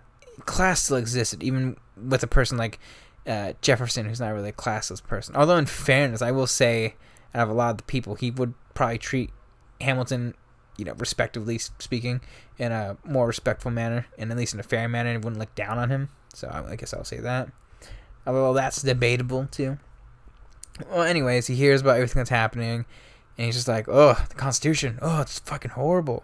And he's basically like one of the big figureheads on what effectively would be the Anti-Federalist Party, or the Jeffersonian Party, which I'm going to do a whole section about that when he becomes Secretary of State, so just give me a quick second. But he's basically a big advocate against the Constitution, and he says we shouldn't do this until there's guarantees of a Bill of Rights. And in fairness, the Constitution is written in a very specific way, and it's understandable why there's a need and necessity for a Bill of Rights, but at the same time, with the Federalist Papers especially, there really isn't functionally a need for a Bill of Rights if the Constitution is interpreted in the way of the Federalist Papers. Fundamentally, there really is no need for it. So, that's just me. I'm only on the Federalist 10 right now. That one is just the actual separation of powers. So I haven't read the actual book, the full book itself, but Madison would write a shit ton of it, and yeah. Anyways, Jefferson hears about Washington basically accepting the presidency and stuff like that, and he's like, "Oh, cool, congratulations!" And Jefferson is basically asked to come back and join the inauguration, and they make it very clear he's content with never coming back to America. He's content with staying in France for the rest of his life. So this is another very interesting point in time for Jefferson, because he kind of becomes a bit of a different person. He goes from being this, really sad person, depressed, lonely, going to Europe, getting his heart broken, kind of just, I'm just going to enjoy life. And I'm just going to have fun with it. And I'm not going to take anything seriously, and I'm just going to be me. And then he goes to America, and things change. As he meets Washington, he thanks him and congratulations, congrats him for everything, and Washington just point blank asks him, "Can you be my Secretary of State?" And two reasons why he accepts it. One, he thinks the Secretary of State ship has a lot more power than it actually is. His interpretation of the Secretary of State is that he's basically handling the day-to-day operations of the actual country itself, and it's more about foreign relations for the most part than anything else, and just being a really good advisor to the actual president. And two, he gets to be home and sees a lot of his family and friends and whatnot. And I think in some ways, he did have some yearning to come back. And I think, it's kind of like unfinished business, because when he's given an opportunity like that, he's like, you know what, fuck it, I'm going to do it, and I'm going to do what I want now. And I'm eventually going to be president. So, for better or worse, Thomas Jefferson effectively becomes the very first Secretary of State. Secretary of State. Goddamn. Which is just funny because, he's the very first one, and I'm like, the last one that was notable in my mind is fucking Hillary Clinton. I don't know. Just getting on top of my head. I'm losing my train of thought right now. It's like 2 a.m. right now. So, before we get into it, let me explain Jefferson and the entire sector. Let me explain Jefferson. Because Jefferson can be accredited with being a lot of things. First and foremost, he's the first libertarian. Let's just make that very clear. Small government, no federal government. If he had his way, no taxes. In fairness to him, he really is, as a president, really does try to follow along with a lot of those principles fundamentally. So I'll give him some credit for that. And you can argue and say that he's the founder of what effectively would be the Southern Democratic Party. And the Democratic Party in general. The one party that would affect that Jackson, Van Buren, Calhoun would eventually create. You see, the Jeffersonian people, the Democratic Republicans, as most people would say, or as what their official specific party name would be, I consider them the Jeffersonians because Jefferson himself will, once he becomes president, influence politics for the next 30 years once he becomes president. And I know this is probably a little bit early, so I'm going to go a little more detail on that. But specifically, the origins of the Democratic Republican Party starts at this point when he becomes Secretary of State, opposing George Washington and Alexander Hamilton. And it's not the correct term to say anti-federalist, I would say. Anti-federalist would mean just anti-constitution. And he wasn't anti-constitution. He was just anti-big government, for the most part. And the Jeffersonian democracy, for the most part, was always about small government, states' rights, specifically the big moniker that would be what, the Democratic Party would keep and be functionally built upon. And liberties and the rights of the individuals and the rights of the people. And you have to understand, too, that, look, if you're not a fan of political parties, That's perfectly reasonable and fine, and I will understand it 110%. But back then, the purpose and point of political parties was to be a representation of the people, for better or worse. If you were a Federalist, you were probably a much more richer individual who had the capabilities and means to actually do something, or were more likely to believe in like the American dream in some ways, or at least the idea of it at that point in time, even. And then like a Democratic Republican was the people. No special interest, but not. I'm going to be fighting for the farmers, the everyday men, etc., etc. And for the Democratic Republicans and people who voted for Jefferson and all those people, it was mainly for them to have a voice and to have a particular, like, I can actually do something that can affect change if I believe in this particular person and if I vote for this particular party. And a lot of people, like, they actually did their thing. They would always constantly fight for the people because the people would keep them in check, because that's what you're supposed to do with your politicians, who are supposed to fucking represent you. And Jefferson was the figurehead of that rebellion, I guess you could say, against the Federalists. Because at this point, when Jefferson gets to become the Secretary of State and he's leading opposition of this, the Federalists are dominating. They are going to lead the country for the next 10 years, effectively. Or next 12 years, technically, once Adams leaves office. The Federalists would have the majorities for the most part in all parties, or in all heads of the Congress, etc., and would dominate the Supreme Court effectively in many aspects and ways for like the next 40 years, at least until Jackson and Van Buren really become the presidents and do their Supreme Court judicial appointees. So, just to set all that up, Thomas Jefferson becomes George Washington's Secretary of State in what can be considered one of the single greatest cabinets in the history of this country. Ideologically speaking, how he feels about Alexander Hamilton is deeply complicated. They will never be good friends. Yet, I will admit, I think there's a strange kinship and respect for one another. I don't think Alexander Hamilton had any ill will to Thomas Jefferson. I think he actually understood Thomas Jefferson very well. But he was very keenly aware that his ideas will work. And in fairness, they did work. I mean, we wouldn't be where we are today without his economic ideas and policies. And Thomas Jefferson, I think, was sometimes impressed by this kid from the Caribbeans who didn't really have any formal education, who was literally the closest thing to as a self-made man as one can humanly be. Just unit in Alexander Hamilton. Even he was struck by the charm sometimes of Hamilton himself.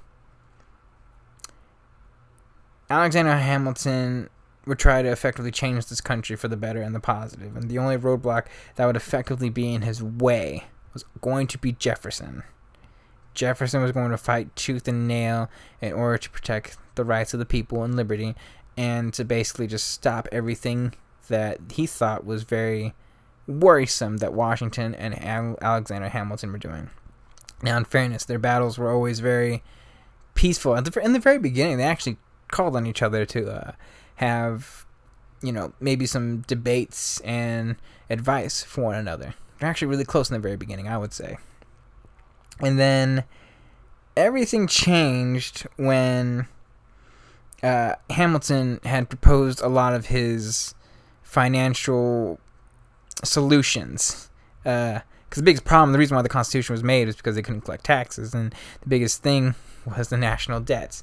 And Hamilton had proposed that all the states basically pitch in and take on the national debt, the entire federal government. And Jefferson's like, oh, hell no, we're not doing that. Because at this point, Virginia had paid off most of their debt, so he's just like, why do we have to pay for the debt of, Massachusetts and all these other colonies and whatnot?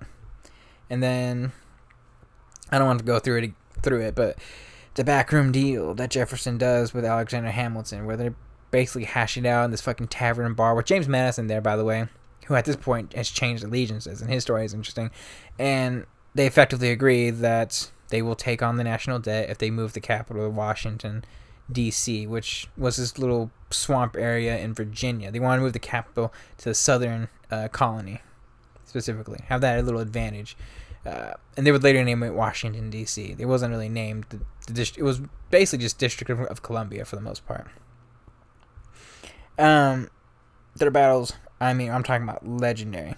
And it was difficult, for the entire 4 years that effectively he becomes Secretary of State. I would probably say Washington ended up siding with Hamilton at least 75% of the time versus, Jefferson's 25% of the time. Because, it gets a little bit lost in history that, Washington does side with Jefferson on some foreign policy stuff for the most part. Jefferson was always leaning towards France or somewhat neutral for the most part. And Hamilton was always vehemently I'm British. We got to trade with them because they're going to be the smarter bet, which they were. But still, it's not smart politics for everyone who had some either French loyalties or were British were just a smart bet to start trading with. And it became difficult for Jefferson. He doesn't really do much in terms of a foreign policy thing because he's effectively just. Washington was just basically doing the foreign policy, and Washington was always going to be neutral for the most part. And Jefferson is basically just trying to fight every single day against Hamilton to stop a lot of the shit that he's doing. And it's really just pissing him off. Starts getting headaches.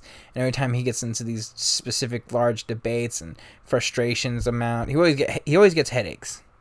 I should probably point that out earlier, but it gets really bad around this particular point in time. One big moment, specifically, would be the National Bank and the creation of the National Bank.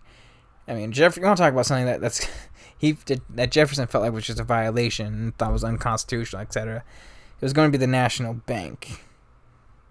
I'm talking about that's just something that he was not going to do.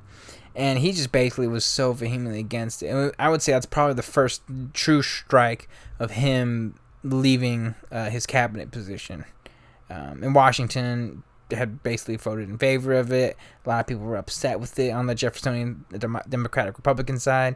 And I don't think it gets as much credit as it does, because I feel like that particular moment when the National Bank comes into position is when Jefferson and Madison are like, okay, we gotta do something. So that's when the beginning of the uniting of the Democratic Republican people, I would say, really effectively takes place. So, and again, this is also where the cultural divide begins too, because the Democratic Republicans tended to side with the French, and the Federalists sided with the British.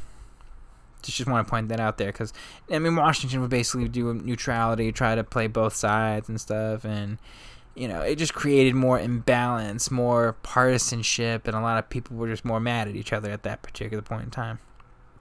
That being said, Jefferson would resign in 1793. I think right before Washington was thinking about leaving, but Jefferson was not dumb. He was basically like, look, man, I may be leaving, but hey, can you just, for the love of God, stay on for another term? Because if you leave, this country will fall apart. And then take some time, and then Washington's basically, all right, I'll stay for another term because I'm George Washington, And Thomas Jefferson, just because of the headaches, because of the stress, effectively just leaves. He gives up. He resigns, and he goes in retirement. But not retirement. He's active still. He's very politically active still. I'd actually argue he's still pulling strings behind the back. And little tidbit, I would say he's one of the people that pulls the strings for the whole Hamilton Reynolds affair. A Reynolds affair that would lead Hamilton ruin, unfortunately. That being said, I think Jefferson was a very smart and intuitive person, because I think he knew Washington wasn't going to stay for a third term. So I think he's looking ahead. He's looking ahead at the presidency. He's looking ahead at what's going to happen. I think he's basically thinking to himself, what if I become president? And let me point this out too. This is another side of Jefferson that we see, because Jefferson is Secretary of State. He is vehemently, for his principles of liberty, etc., etc., etc. And the moment he attempts to become president is when we see President Thomas Jefferson. We see this other side of Jefferson. And it's kind of scary in a lot of ways. Because, he becomes partisan. He becomes this really kind of cutthroat politician in a lot of ways. I would say he's kind of like the first politician, but I don't think that's technically accurate. I would actually probably say the first politician, generally speaking, is Martin Van Buren in a lot of ways. Because Thomas Jefferson was not the most acumen in terms of actual political, going back and forth and trying to make things happen. But it's not like he was an inept person, so let me make that very clear. Thomas Jefferson, though, I would say, becomes the closest thing I would say at that point to a politician in many aspects, and in terms of just his political theories and whatnot. It really influenced the next couple of years in terms of getting Democratic Republicans on his side, because you have to understand at that point too, a lot of towns had two different types of newspapers. You had a Federalist newspaper, a Democratic Republican newspaper. Everything was partisan. Everything was politics. And Jefferson was he had to help own a couple of these papers. Hamilton had a couple of these papers too, and push these up. Hamilton was the boss. I think he at that point started the Bank of New York already. At that point he was going to be leave. He had already left and started the Bank of New York and was making a lot of money, becoming this boss financier and stuff. And Jefferson was just trying to slowly, break, the whole Federalist line that was really strong within Washington's administration, and then the Adams administration. There's a lot of Federalists there, and a lot of Federalists that would influence a lot of things. So, Jefferson's looking ahead, and he's looking ahead at the election of 1796, and he's looking ahead at what I think is technically the first presidential election in this country's history, because the first two, I would say, don't really count, because the whole point was just to get Washington to stay on and become the president, just trying to convince him to do it. And in this particular election, some would say that this is the beginning of like the first partisan system. I don't think it happens until the next election, where it's just so solidified that it's Federalist and Jeffersonian Democratic Republicans. But this is technically where the two candidates would be. I'm blanking right now. The two candidates would be Thomas Jefferson of the Democratic Republicans, and then John Adams of the Federalist Party. So I probably went a little bit into the election previously in the Adams episode, but I'll kind of go into it here, where this is just a really, really rough election. A lot of partisanship, a lot of people fighting each other, which I think is kind of funny because Thomas Jefferson would be his vice president, and it's just like, hey, remember that newspaper you said I was a fuckface? Yeah, you can go fuck yourself, Tom. Okay, and she's like, well, my bad, John. Okay, it's politics, baby. I didn't mean to be like that, It was difficult. It was actually a much tighter race than I think people realize. John Adams, he may have been a really popular and awesome figure, but he was also a difficult person to get along with. And say what you will about Thomas Jefferson, but he was enigmatic. He was awesome. He was charismatic. And while a lot of people thought he was a bit of a, overly French, enlightened, kind of like douchey person, you got along better with Thomas Jefferson than you did with John Adams. But that being said, John Adams won. He won 71 of the Electoral College versus the 68, I think, for Jefferson. And technically speaking, at least in those days before, until I believe the 11th or 12th Amendment. I forgot which amendment it was, 11th or 12th. That would change the actual how ballots work and how elections work for the most part. But Thomas Jefferson would effectively become the vice president for now President John Adams. And it was tough. And during his term as vice president, it's really interesting. He doesn't really do much as vice president, to be brutally honest with you. He just basically let Adams fail. A lot of the things that are happening in France are just going to happen. And Jefferson's kind of just like, just laughing away. I mean, he doesn't really vote all that much, doesn't really cast any tie-breaking ballots or whatnot. I believe on the occasion that he does, it's always in opposition to Adams.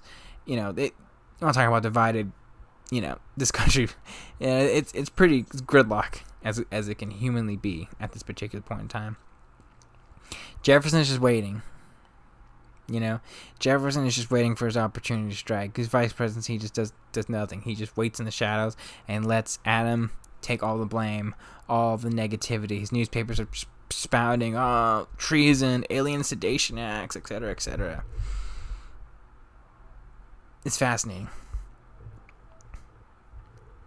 Jefferson waits. Okay? The election of 1800 is coming up. And by all accounts, the election is fascinating. I went a little bit with it, with the Adams episode. But it's pretty simple. The 1800 election, you know, the Federalists at this point, they're still strong. You have to understand that. But the political infighting between John Adams, who had one section of the Federalist Party, and Hamilton, the other section, effectively ruined any chance that the Federalists were going to keep, for the most part, any stranglehold on the party. I think if they were united, there might be a bit of a different story. But unfortunately, the Democratic Republicans were united, and they had a bit of a different problem, too. There was a whole bunch of different people that were trying to be president, notably Aaron Burr, who had a lot of political momentum, I guess you could say, notably in New York. And it's a little bit complicated with this particular election. A lot more infighting. I believe this is the election that the whole Sally Hemings affair would actually be exposed, for the most part, while everyone's calling Adams a dictator and whatnot. This election is a little bit fascinating and how it goes. And I'd like to do another episode just purely on these elections alone. But, generally speaking, the election of 1800 would result in a Thomas Jefferson and Aaron Burr tie, specifically. And this is interesting because they're both from the same political party. So it technically kind of worked out because they hadn't changed the amendment yet. I think they would do it under Jefferson's or Madison's presidency, one of those two. But specifically, when it was in a contentious election like this, then the vote would go to Congress. And it's debatable on what happens, because I think a lot of people just in general like Thomas Jefferson, you know, the signer of the Declaration of Independence. Just imagine if he lost. It'd be humiliating, just like it was for Adams to lose this election. And, you know, I think Hamilton pulled some strings. I think he was able to get enough votes from the Federalists to be like, look, man, if you want, I know Aaron Burr, he's kind of a dick. I don't like Jefferson, but he's less of a dick, so let's choose Thomas Jefferson. And I think that's what happened. And Thomas Jefferson ends up becoming the third president of the United States. And I just like to point out really quickly, because it's going to be pertinent to the later part of this episode, that the relationship between John Adams and Thomas Jefferson was one of intellectual brilliance, debate, knowledge, communication, and as John Adams put it, love. You know, not like gay love, but like, you know, camaraderie of brotherhood, you know. I mean, Adams would actually say just blatantly in his letters, I love this man. You know what I'm saying? There's no more respect, no more closer bond and relationship I can think between two founding fathers than I think John Adams and Thomas Jefferson. You know, a lot of people would vie for each other for political gains, et cetera, you know. And it's really, really difficult for a lot of people, especially ideologically opposed, to really become friends in the way that Thomas Jefferson and John Adams effectively were. I mean, they believed in a lot of the same things when it came to the actual Constitution, the federal government and stuff. Politics, it fucking sucks. It just ruined their friendship for the most part, and ruined their friendship for the next decade, next 15 years or so. It's quite sad. It ruined one of the single greatest partnerships, I would say, and the creation of the Declaration of Independence.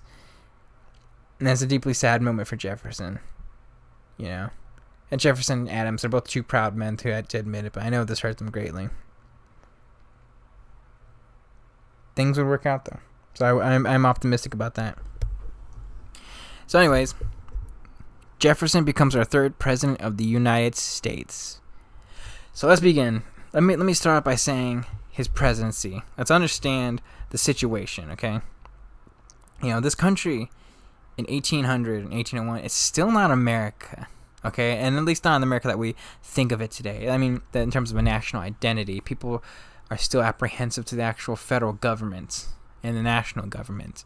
And, you know, the Federalists are kind of like overstepped their boundaries, in fairness, both because they actually did some things unconstitutionally, and then also media hype that kind of pushed them in that particular direction, which is just not good. Let's just be honest about that. That being said, because they wouldn't really achieve a true national identity until the War of 1812 unfortunately, when the British invade, and excuse me, and people would just be reunited again for the Second War of Independence, but I will say this: I think Jefferson was at least the start in that particular direction of a national identity. For better or worse, at least in his first term, he kind of proved to people that, you don't have to necessarily not trust the federal government, but as long as the right person's in charge, then things will be good. Things will be Gucci, and things will be really good, I guess you could say, And Jefferson really enjoyed his presidency, just to start off with, before we get into specific details, because I think it's just interesting, because, sometimes when he was president, he would just open the door to his office, or from his bedroom, just wearing PJs and like the equivalent of like just a regular T-shirt. Sometimes, he wasn't always the best dresser. He was always a bit of a slob, a little bit lazy. When he went to meetings and stuff and met with people and the House of Burgesses and stuff, he dressed fine and great. But for the most part, when he became president, the highest office in this country's history, he's kind of just, yo, what's up, fam? Yo, Tommy J here, just chilling right now. Yeah. Economically speaking, this country's in a pretty solid spot. The National Bank's doing its thing. The Industrial Revolution, for the most part, I would say, during the entire time of his presidency, really starts to hit home. A lot of canals are opening up, a lot more trade routes, especially with the Louisiana Purchase eventually, when just the fact that he can have the Mississippi River is so fucking huge for this country that I can't even express how important that river is in terms of commerce. Anyways, first things that he does when he gets into office, immediately, he cuts the whiskey taxes that were implemented during Washington's time in order to just raise taxes for relief and money and whatnot. Cuts them. Immediately, everyone's like, alright, this guy's pretty cool. He says he's going to do with the things that he says. So taxes are gone, and especially on the drink, as they would call it sometimes. Let's talk about his cabinet. His cabinet is filled with... This is probably one of the more other famous cabinets. I mean, there's a whole bunch of other famous cabinets. But, I mean, he calls upon his most trusted allies. James Madison becomes his Secretary of State, and Burr becomes his contested vice president. Notably, I would say Albert Gallatin becomes his Secretary of the Treasury, be one of his close advisors, and one of the longest Secretary of the Treasuries of all time, I might add, because he ends up being a part of Madison's cabinet as well, and a really influential person for the next couple of years as well. I'm going to make that very clear. At this point, when he would have 8 years, he would appoint 3 Supreme Court justices. Notably, I would point out Thomas Todd. He was a Democratic, Republican, Jeffersonian individual, because the court was super federalist. His arch rival, aside of Hamilton, would be John Marshall, his own fucking cousin. And John Marshall was a full-blown federalist and one of the most incredible founding fathers and Federalist Supreme Court justices of all time. He deserves his own episode, which I plan to do at some point after I do all the presidents. He actually had appointed Thomas Todd specifically to change everything, to be the guy that was going to be like the deciding vote against John Marshall. And then John Marshall's just like, hey man, you want to smoke some weed? You want to be cool with me? And then Thomas Todd's like, I like this guy. I'm not going to vote against him. And kind of betrays Jefferson in a lot of ways during that point in time. But he would have 3 court judges. Jefferson becoming president starts what I would call the Jeffersonian democracy, which is strict government and fundamentally of the agrarian society, which was the backbone of the economy and would continue to be the backbone of the economy even during the Civil War era, which is a big problem and a big reason why the Civil War even happened, because of money.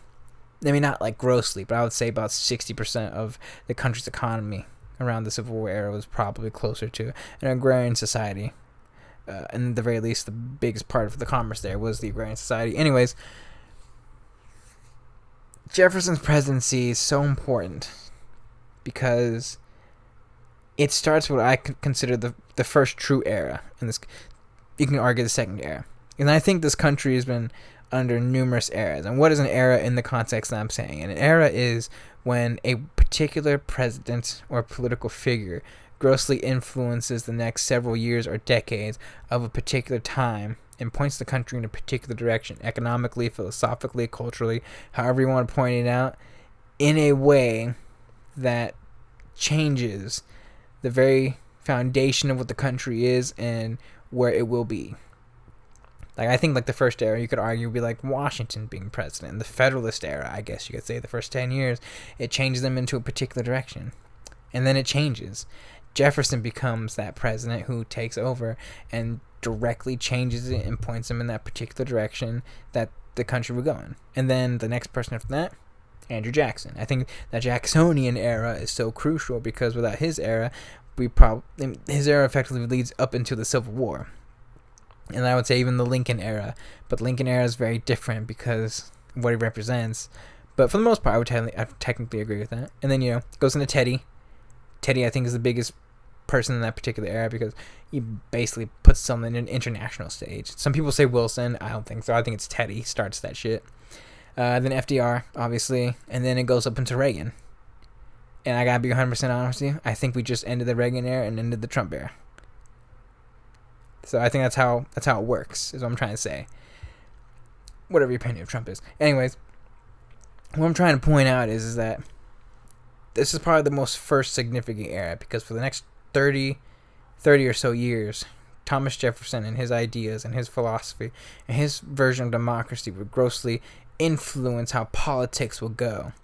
Because after him, it would be basically 3 successive Democratic Republican presidents, be Madison, Monroe, and that depends on your opinion of John Quincy Adams. He was basically a Federalist as a Democratic Republican, but effectively speaking, his ideas, his policies, and his rule and his influence in this country, would grossly change in terms of just everything. Because his ideas were for the people, give the country back to the people. I mean, you couldn't even vote specifically for your president or your electors and whatnot.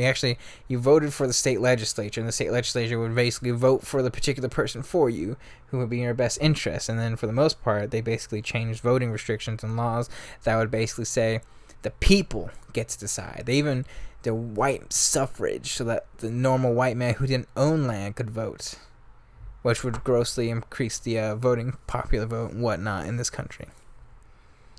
And that's because of Thomas Jefferson and his ideas and his ideals. And that's the direction the country will be going in. You could say arguably it was leaning towards civil war, etc., and his policies and his ideas. That's fair to say. But undoubtedly that Thomas Jefferson is one of the most influential figures, not just because he's the writer of the Declaration of Independence, but because his presidency and what he represents and means changes his country in a particular direction, for better and worse. And that he created, and basically his influence would last for 30 years as one of the most influential presidents of all time. In terms of influence, he's up there, undoubtedly. Anyways, what does Thomas Jefferson do? Well, several things. First and foremost, I just want to point out he establishes West Point. I think he does that in 1802. So he establishes the West Point Academy. But for the most part, a lot of things happen in the first couple of years. The first year or so is just him trying to fix the economy. So he's just removing taxes, giving money back to the people, removing as many taxes as he possibly can, and trying to make the government as small as possible, at the very least in the very beginning. It's also around this time, too, the first Barbary Wars will begin, okay? Where he's basically leading little strikes against North African states. Pirates existed around this time. Let me make this very clear. So, they're attacking people, Blackbeard, all these guys are fucking happening, and they're attacking everyone, American ships especially, and Thomas Jefferson just got fed up with it, and it was happening for a little bit, and he just said, we're going to war. So he goes to war with these people and basically kind of kicks their butt a little bit. Along with the Dutch. It was a problem with the Dutch, too, and they basically got fed up with it, too. So joint war, I guess you could say. And I guess his presidency really starts with in 1802 with the he finally repeals the Alien Sedition Acts. And you're probably wondering why he doesn't do it. And well, there's a lot of reasons. Let's be honest, the French were a problem. The high levels of immigration, and despite it being an overly egregious reaction, the Alien Sedition Acts ultimately were unconstitutional. They had a purpose and a function, and Thomas Jefferson was trying to repeal it, but for the most part, it served a purpose to basically not let the country get out of control, and to the very least support the actual federal government. And I'd probably say he kept it too, just to make sure that people were like not going to be saying the most egregious things. Like, there had to be some level of trust in the federal government, but again, that's just me thinking and conjecture. And I think Thomas Jefferson, in this particular point, like I said, when he changes and becomes President Jefferson, he kind of becomes that political individual. It's kind of frightening and kind of cool in a lot of ways to really think about. Well, anyways, at this particular point, he's basically just repealing everything that the Federalists are. He starts taking down Federalist appointees, judges, etc., etc. He's taking down everybody. I mean, taking down everybody, okay? And replacing them with his own people, Democratic Republicans. But no, Andrew Jackson would do the exact same thing. Interesting. Anyways, this is also where things get interesting, because Adams had actually previously appointed, or basically gave the opportunity later, a federal judge named Marbury. I forgot his first name. Madison was actually supposed to appoint the judge, or Jefferson was supposed to appoint the judge to the specific position when the position opened up, and Jefferson did not want to commission him. He told Madison, I'm not going to commission this person. And I'm going to go into the actual Supreme Court itself. The case specifically was really interesting, because part of it was just because Marshall didn't like Jefferson. A little bit of bad blood, culturally, family issues, families, am I right? Randolphs. And this case is probably the single most important case in Supreme Court history, because it gives the Supreme Court power. Supreme Court did not have a lot of power at this point. They really any power. They would just actually didn't even do anything. They would just legislate some cases because they didn't think it was really important for the most part for the Supreme Court. In fact, there was 5 members. They did not even have like an actual court building for the Supreme Court. A little tidbit: when it first started, they actually shared a court building with some random federal judges in the capital city. I think it's really interesting. For the most part, though, there is no power for the Supreme Court until John Marshall becomes the Chief Justice, in which case he says, fuck you, Jefferson. So the case of Marbury versus Madison is Madison not giving the commission unconstitutionally and illegally to Marbury, not giving it to him. And basically the case for the most part goes to the court. It's a very fascinating case. I don't want to go into the specific details because it actually takes too long, but ultimately they found that what Madison did was unconstitutional, but at the same time, Jefferson is also president, so technically speaking, he doesn't have to do what his predecessor had promised to do. It's a very complicated case. But anyways, Jefferson wins, but at the cost of giving John Marshall all the power to basically fuck him over for the next 30 years in terms of the sheer opposition for the Democratic Republican Party. And it'd be very difficult because he would try to do a whole bunch of different things. It's a big reason why he didn't go through for Louisiana Purchase, constitutionally or whatnot. He didn't want to go through the whole amendments thing to get through it, so that's why he just pushed it through. Anyways, 12th Amendment finally gets ratified soon after Marbury versus Madison, mainly because of the fact that they wanted to avoid an Aaron Burr situation. He and Aaron Burr did not really get along. I think Aaron Burr was still a little bit butthurt. Aaron Burr's a prideful man and a really interesting person, and ultimately he would effectively leave after the first term. Excuse me. And really do his own thing during that period in time. I think it's really interesting. But the 12th Amendment effectively provides the new way how to elect your president and vice president on the same ticket for the most part. That same month, ironically, the Louisiana Purchase would come along.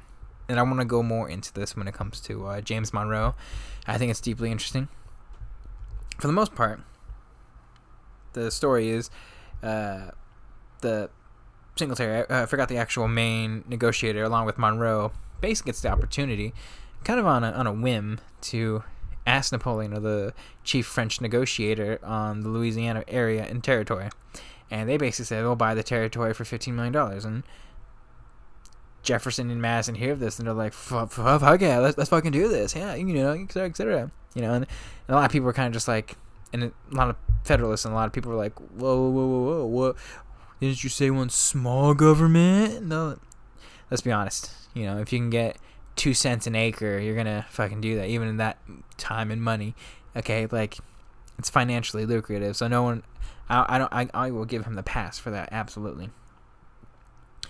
But effectively, the Louisiana Purchase is going to cost him $15 million. He just pushes it down through the legislature. Doesn't even do anything else. Doesn't try to do any amendments. Although he asked Madison if he has to do it, and Madison's like, I wrote this bitch. We just should fucking do it. And then he just doesn't, for the most part. And it was a little bit of a major deal. Livingston was this really big negotiator, and he kind of gets crapped on. Cause Monroe gets a lot of the credit because he's Jefferson's protege. I want to point out that Jefferson and Monroe are really good friends and whatnot, but Madison and Jefferson are the combo. They're the team. They're the two people that started the party and are the fundamental representatives of the actual party itself. The Louisiana Purchase allows them to have an additional 850,000 miles of territory. It's a lot of land, uncharted territory for Jefferson. It's almost mouth-watering for Jefferson to see what was going to be, in those lands. So, a couple months later, is when he sends Lewis and Clark to the relatively new territory and area. Their job mainly just to go as far as they possibly can, collect all the nature samples, etc., etc. It's gonna be this team. It's gonna be this great story, this nature story, etc., etc. Yeah. Most of us know who kind of an idea of Lewis and Clark is, and when they return, they will return a little bit later. And I mean, they collect everything: samples of flora, feathers, water samples, anything you could think of. They basically, over the course of like their 2 or 3 years, just exploring. Because by the time they reached the Pacific coast, they basically just charted everything, charted a new map, mountains, ranges. It's beautiful. The Jefferson, it's everything he wants. So, excuse me. I'd like to point out too, there's nothing legislatively speaking, but in 1804 is when the Burr leaves after the first term. I think Clinton takes over as the vice president, and this is when Burr kills Hamilton in the famous duel and whatnot. That Burr becomes an outlaw for the most part. I point out Jefferson's actually a little bit disheartened.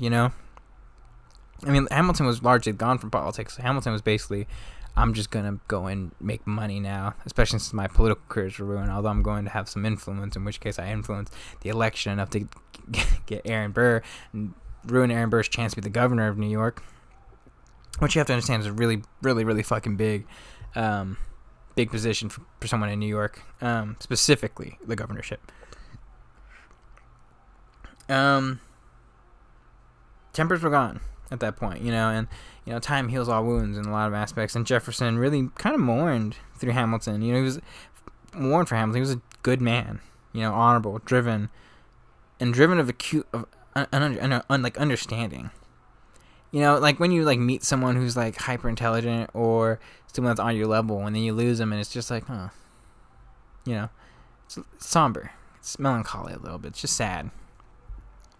Anyways, I would like to just point out really quickly, because it's unfortunate dichotomy that Thomas Jefferson's first term was probably, I would say, that one of the single most impressive first terms a president has ever had, economically, culturally, politically speaking. If he had just if he just had this first term, he would probably be the single greatest president we ever had. Everything that he was able to accomplish and do. But unfortunately, he goes for a second term. Election of 1804. Is Thomas Jefferson running for a re-election campaign, going against Charles Pinckney for the Federalist Party. And it's unfortunate for the Federalists because once Hamilton dies, there's no one left really at this point. It's just leftovers of relatively well-known people. Relatively speaking is the key word. There's no leadership within the party. It's aimless. Once Hamilton dies, the Federalists are basically just, they're dead. They're gone. They're gonna be gone. They're throwing everything that they can at Jefferson at this point too during this election. Anti-God sentiments, and Jefferson's like, well, I have one of the strongest economies ever at this point. Like, come on, people. Freedom, Louisiana Purchase, and everyone's like, yeah, okay. And Jefferson unanimously wins the election with DeWitt Clinton, I believe, becoming his vice president, or one of the Clintons. There's a whole bunch of Clintons in the Clinton clan there at that point. No relation to Bill, I don't think. I haven't really looked that up yet. That's a good question. I should probably look that up. Jefferson starts his second term immediately with some issues. You see, Napoleon deserves his own episode, and I think he's another deeply fascinating character. It's more complex than I think people realize. Anyways, he starts his wars. He starts conquering, and Britain's in big opposition against Napoleon, and a whole bunch of other countries. Obviously, Russia's just gonna sling their dick around against Napoleon because they're just gonna be sick of it. They're kind of daring him to invade Russia. Anyways, this is a tough time.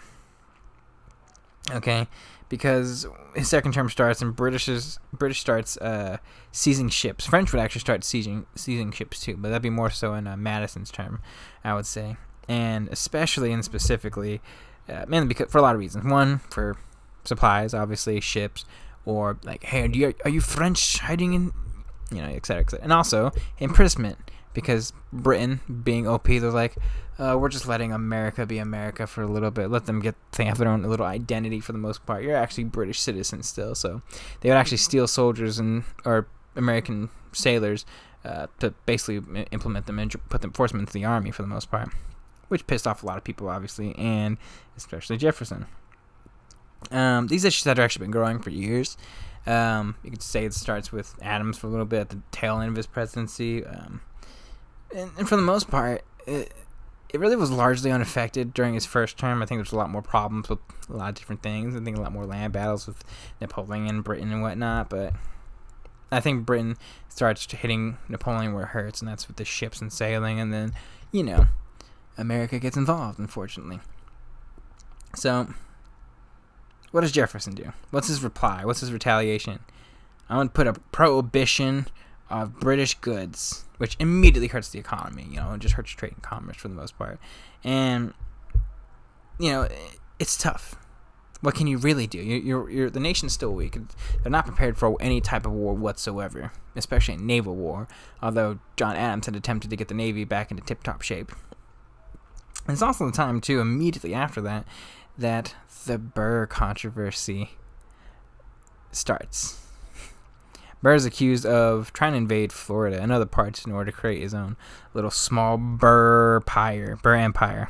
The trial is actually really fascinating. And I will say this trial is very complicated. One of the big problems I have with Thomas Jefferson. Jefferson does not like Burr. Let's just make that very clear. To the point where he's willing to break his own principles in order to get him. Sorry, I hit my mic. To get him killed effectively. Burr's basically guilty, or damn near guilty. Broke the law, yada yada yada. He thinks he's guilty. There's no actual constitutional. Nothing he specifically broke, or there's no specific details about him actually doing these things. It's all conjecture. And he basically broke the law to try and hang this man. He actually. Correct me if I'm wrong, he actually used old common British law that, he had basically sovereign right as the king with constructive treason, ironically as a king, if he had insulted their sovereignty, could actually have them hung. Specifically. I think it was that specific precedent, I guess you could say, that he tried to use. And John Marshall's hearing this, and he's like, even if I was on your side, you are insane, Thomas Jefferson. and basically just, for the most part, quits. This is a really strange trial. This is a very interesting trial that people should look into. John Marshall only becoming a part of it. It was really, really, really, really, really fucking weird. Anyways, broke his own principles, and doesn't get brought up as much because if people brought this up, people would realize Thomas Jefferson, this guy of libertarian principles and freedom of the individual, is kind of an authoritarian when he wants to be. And I think that's why I say, like, this Thomas Jefferson is very different, because he kind of just wants to get his own way. And it's really sad. Because this Thomas Jefferson is not the same Thomas Jefferson from before or after. And this is why I say there's so many faces of Thomas Jefferson. Anyways, this is also very important, too, because he's also been trying to do legislation to basically ban the Atlantic slave trade, which he actually successfully does in 1806, I'm going to add. It doesn't help, though. British tensions keep increasing. They keep taking sailors for the war effort. It gets to a point where they're just starting to bomb American ships, effectively, at this point. People are getting pissed. I'm not saying they want war. They don't want war, but they want something. They want to feel like they're being bullied, And he's basically just taking it from both ends, on the French and the British side, for the most part. It gets to a point where basically both France and England, because they're both fed up with, because America at this point is neutral. They've always been neutral since Washington. And Britain and France are basically like, you gotta choose, or we're just gonna keep doing what we're gonna be doing, and you're gonna face the consequences. And trying to make them decide. And Jefferson basically just says, fuck you! And then does his Embargo Act, which in the initial process ceased trade with any foreign country, not just Britain and France, any foreign country. And within like a month, the economy, GDP, whatever the equivalent of a GDP is, drops by 50%, and the economy tumbles immediately. Immediately, Jefferson abdicates, and around 1807, this is around 1807, 1808, and Jefferson basically after that feels a fool. He feels broken. He's just like, I made a grave mistake out of anger, frustration, and fear, and I should not have done that. And Madison effectively takes over as Secretary of State. Madison, he effectively just takes over the last year of his presidency, for the most part, trying to clean up the mess that Jefferson had kind of created for himself with the relations with Britain and France. And unfortunately, and for the most part, they open up the Embargo Act later on to allow trade between every country but Britain and France. So allows trade to like Russia and the Dutch Republic, etc., etc. The election of 1808, that's going to be for Madison. That's another fascinating one. But effectively at that point, Federalists are just too weak, and the Democratic Republicans, despite the economic downturn, they're still a really popular party for the most part. And they're still the party of the people, even though they make mistakes. And the Federalists are still seen as this bougie kind of group of people and stuff in the North for the most part. So, yeah. Madison wins the presidency, and Jefferson finally gets to ride off in the sunset. So let me ask you, how would you rate his presidency for the most part? Well, obviously it was initially successful. First 4 years might be one of the greatest presidents, but inaction and then overaction and then inaction again led to a lot of economic depressions, an eventual war with Britain that it was technically both he and Madison's fault, technically, the eventual war of 1812 that would occur. He pushed the presidency and politics in a direction that would shape the next 20 years. His entire presidency was the direction that this country would go in for the next 20 years until John Quincy Adams would take over. Was the second term a failure? No. I don't know. It wasn't a success, but I don't know if I would call it a failure. I think he was just put in a shitty situation. Like a lot of presidents, unfortunately, get put in this shitty situations. It's tough. It's very tough. Overall, his presidency, I think, was a relative success. And at the very least, it's one that changed the way this country was going to go, direction-wise. And I think that has to be accounted for. This country will be different once Thomas Jefferson became president, both in terms of the excessive landmass gained, etc., etc. Some of the states that he would gain. There's a couple states I can't think of at the top of my head that he would gain. And ultimately, he would change America. And he would still stand for the principles of liberty, all that. So what happens to Thomas Jefferson when he retires? He finally retires. He goes home to Monticello. I'd like to point out a couple things I probably didn't bring up before. Jefferson did a lot of things, and especially when he retired, he did a lot of really random shit, I probably said he was the father of architecture in America. He did a whole bunch of different shit. I could even argue he's technically the father of archaeology, proto-archaeology in some ways. He collected fossils. Could be considered the first real archaeologist. And at this point, he started collecting a lot of wine, a lot of expensive bottles, got more and more in debt. Really popularized a lot of foods in this country, too. I might want to add French fries, little things like that. Ice cream was a big delicacy. It was mainly, I think, for poor people back then.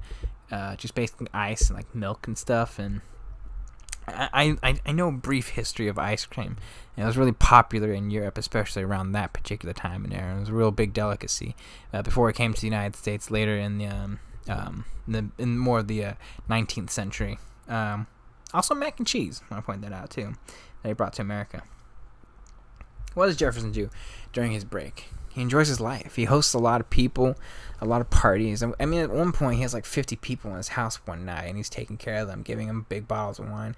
There's this interesting story, too, of a big fan who... Because Thomas Jefferson's even not this... He's a celebrity. All the founding fathers in some way, shape, and form were all celebrities, and this lady actually broke his window just to get a better view of him. Little things like that I think are really interesting. He retired. He's basically, what is this? God, he's got to at least be in his 60s now at this point, mid-60s, and he just wants to enjoy the last days, basically. He's reading all the time. He's writing. He's thinking.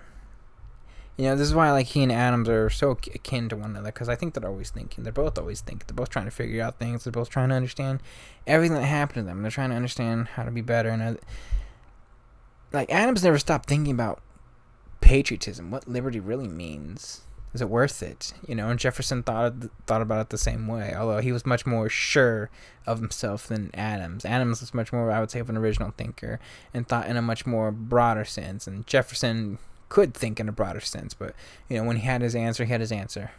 So that's how I think about it.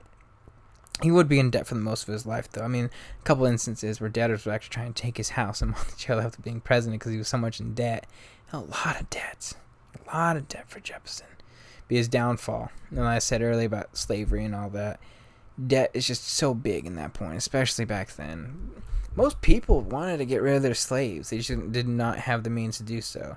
Because you have to understand, if it's I'll just free my slave, and I'm just okay, first off, do you know how much it actually takes to financially take care of a kid on the cheap end? It's a lot of money. Okay, I think most modern numbers now are $300,000. It's not cheap. It is not cheap to take care of a particular individual, and let alone however many slaves you have. It's just not, even back then. It's tough. I just want to make that very clear and point. It's not perfect, and I don't think he should have owned slaves, and he should have prepared better in order to free his slaves and put much more of a plan to it. But that's just one negative aspect of Jefferson that you have to accept. That being said, he was still in politics to a certain extent. The War of 1812 happens, and they burn down Washington. Jefferson donates his books, but again, he can't live without books. So after getting $20,000 in money from the government for all 6,000 books he owned, he's like, I'm fiending, and he ends up buying another 3,000 books. He ends up reading for the rest of his life for the most part. It's really fascinating and interesting. Life is peaceful for Jefferson, though. When he retires, which I think it's interesting. Jefferson is another one of these founding fathers who ends up living a really long time. He and Adams would die the same day, and Madison would be the longest and oldest founding father, the last founding father technically. And these guys are alive during the Missouri Compromise. And I think it's really interesting that a lot of these guys end up staying out of politics. A lot of them tend to really, just stay out of it just because they're old. They don't care. I know Martin Van Buren and had actually tried to have him endorse Jackson for president, et cetera, et cetera. And, Jefferson's like, yeah. And it's kind of funny. But for the most part, they both really just stay out of politics. Everyone. Like, once you retired, and you stayed retired. There was no going back. He reflects, he reads, he learns. He goes on long walks on his plantation, on his farm. He enjoys nature. Aside from debt, it's a peaceful retirement. He spends it with his daughters, his grandchildren. A really shitty or grandson-in-law, I guess you could say. One of his granddaughters ends up being in a really abusive relationship. But aside from that, it's really good. It's really peaceful for the most part. Outside from the dead, obviously. Abigail Adams is a pretty kick-ass woman. Another person actually helped start this correspondence, but it really starts with Abigail, and she's like, hey, how you doing? What's going on with you guys? John's cool and stuff, and they begin this correspondence. I think I talked about this with the last episode. John Adams and Thomas Jefferson had never really talked to each other since the actual presidency of Thomas Jefferson. So they hadn't seen each other in about 15 years, and they would never see each other again, but they would speak to each other again. They would rekindle this friendship again, and it was kind of beautiful to think about in some way, shape, or form. You read some of these letters between them, and in fairness, Jefferson was always busy reading, doing his thing, and John Adams would write more. He would actually write, I think, twice as many letters, and Jefferson would be like, oh, god damn it, John, you wrote too many letters, and then he would write longer letters just to compensate and send it back to him. And the letters were really brilliant and beautiful. A lot of them, Thomas Jefferson just wants to talk about his day. And I think when I look at it, Adams is thinking about much more of an abstract person. He's always thinking in terms of everyone but himself and his family for the most part. And Adams is just like the Republic, because that was his life goal, was to figure out America, freedom, liberty. What did it mean, And Jefferson, I think Jefferson was lonely. I don't think he was a very personable person. I don't think a lot of the founding fathers were very personable people, but especially Jefferson. And when you read some of his letters, it's kind of just fascinating to really read. He's just talking about like, I want to relax. I read Euclid I can't think, Euripides. Greek philosophers instead of reading the newspapers and stuff, and it's just like, he wants to talk about his day. They don't want to talk politics because, well, first and foremost, Jefferson's like, politics just ruined our friendship, and I don't want to do it again. I can't lose you, buddy. And John Adams is like, god damn it, you're right. Okay, I get it. And anytime they did talk about politics, it was always about other countries. More of a philosophical thing than actual specific, political decisions and legislation and whatnot. Namely, like in the Adams episode, the one I always talk about was, the difference between the French Revolution and the American Revolution, and the sympathies to the king because they don't know any better. And Jefferson's like, it does not matter. The divine right, the individual always gets the lead and stuff like that. And if you are this king, and Adams is like, they just don't know any better. And it's fascinating. It's beautiful.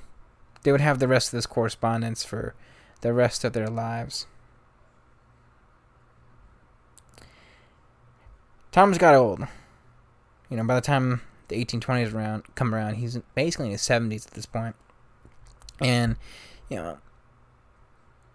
just wants to do one more thing. So he decides, I'm going to open up a school, because one of the things that he and Adams always agreed upon was public education, and to educate the public, because if the republic, the actual constitutional republic that we have is ever going to work, we need an educated populace and an educated population. So in his part, he wanted to create and open up a college, which effectively would now be, which is known as the University of Virginia. It still stands to this day, to be honest, and it's pretty cool. And excuse me, he spends the next 5 years or so, from I think 1820 on, trying to create this college, and builds the actual infrastructure itself, architecture, all that stuff. All this while, too, he's actually renovating Monticello. He would do this for the rest of his life, constantly renovating it. And opened the college in 1825, welcoming the first class himself, even though he's basically in the 80s by the time the actual college opens up. And Madison, once he retires himself, takes over as like basically the head person in charge of administration and stuff for Virginia. It's a rumor, and I can't confirm it, but it is believed Edgar Allan Poe actually visited and learned Jefferson in his home in Monticello around this period in time as well. Edgar Allan Poe being one of the most famous poets and the first emo person, if you watch South Park. Jefferson, though, rapidly got sick. He would send his final letters and stuff, and it's quite sad. And a lot of regrets in Jefferson's life, but once he was on his deathbed, I think everything kind of just finally rest. Jefferson dies before John Adams on July 4th, 1826. His family and friends. John Adams will die a couple hours later, saying Jefferson lives. Fascinating. Fate works in mysterious ways. Soon after, Sally and her kids would be freed and emancipated and financially supplied, because those were the only people that he guaranteed freedom to, unfortunately. And his slaves and his house would go up for sale because of the debts, unfortunately. On his gravestone, which he wrote his own, I forgot what it's called, epitaph, or whatever you want to call it. He wrote his proudest moments: the Declaration of Independence, the Virginia the statutes or the Constitution and stuff like that, all that stuff of the Virginia Statute of Religious Freedom, and the founding of University of Virginia. Nothing about the presidency, so I found that really interesting. Let me ask you, how should history remember Thomas Jefferson? I don't know. I've just explained all this. It's probably, 3 hours long at this point. And I'm still trying to figure out throughout my train of thought. Because I'm thinking there's like 10 different types of Jeffersons. He's just this bipolar person. He just does what he wants. But at the same time, he was also principled at certain points of his career. And two things. I think first and foremost, actually one thing. And you know what I'm going to say? And it's going to sound really simple. I think Thomas Jefferson was the most human president we've ever had. And let me explain, because I think when I look at Washington, I think someone who fundamentally trained himself to be almost inhuman. Not necessarily devoid of human emotion. He understood empathy and sympathy, but he had discipline. I don't think Jefferson had anywhere near as much discipline. Same thing with Adams, but Adams was a little bit of a different story. They're both disciplined individuals and principled individuals, and they both trained themselves to be that kind of individual and person in that particular way. And Jefferson was not that. Jefferson might have been one of the most human people, I would say, in terms of wants, needs, selfish behaviors. And I think one that, when you hear his whole story, when you hear every little aspect of his life, you tend to understand him just a little bit better. Because I ask myself what kind of person he is. Who is he? What is his legacy? And how should they remember him? And then I thought to myself, what if I lost my wife and kids, as Jefferson did? Let me explain. Because Martha passed in the September of 1782. The war, and the British are still there, and they're escaping them during the war as governor of Virginia. And in totality of total kids, she had 7 of them. 1 from the first marriage and 6 with Jefferson, which I understand having kids is not easy. I mean, there's no epidural now, okay, but back then, okay? There's no painkillers, there's nothing. Full-bore pregnancy, okay? Pain centers, I mean, in such a positive feedback loop. Like, I'm telling you, it's excruciating, okay? I'm not a girl, but still, I can only imagine, okay? And she only had 2 that was surviving adulthood. Jefferson, before this, was calm. He was happy. reserved, a sensitive man, the kind of person that if he found a love that if he found someone to love, I think he would have loved her forever.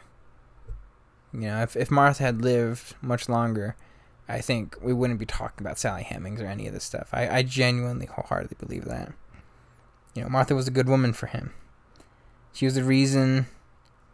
I will explain at the very least in terms of the actual documents, the opposite of Jefferson. The documents that basically survive. She is this brilliant individual, beautiful, and someone that brought something out of Jefferson, a positive thing of life, of discipline. And when you're a man and you love someone and you will do anything you can for that person, and you understand that if you want to do everything you can for that person to be successful as much as possible for that person, that you have to be disciplined and you become a better human being for it. The idea and the line from "you make me a better man" kind of thing. It's the perfect line because it's true. Martha was sick. She was always sick a lot. I think, if I remember specifically, I think it was because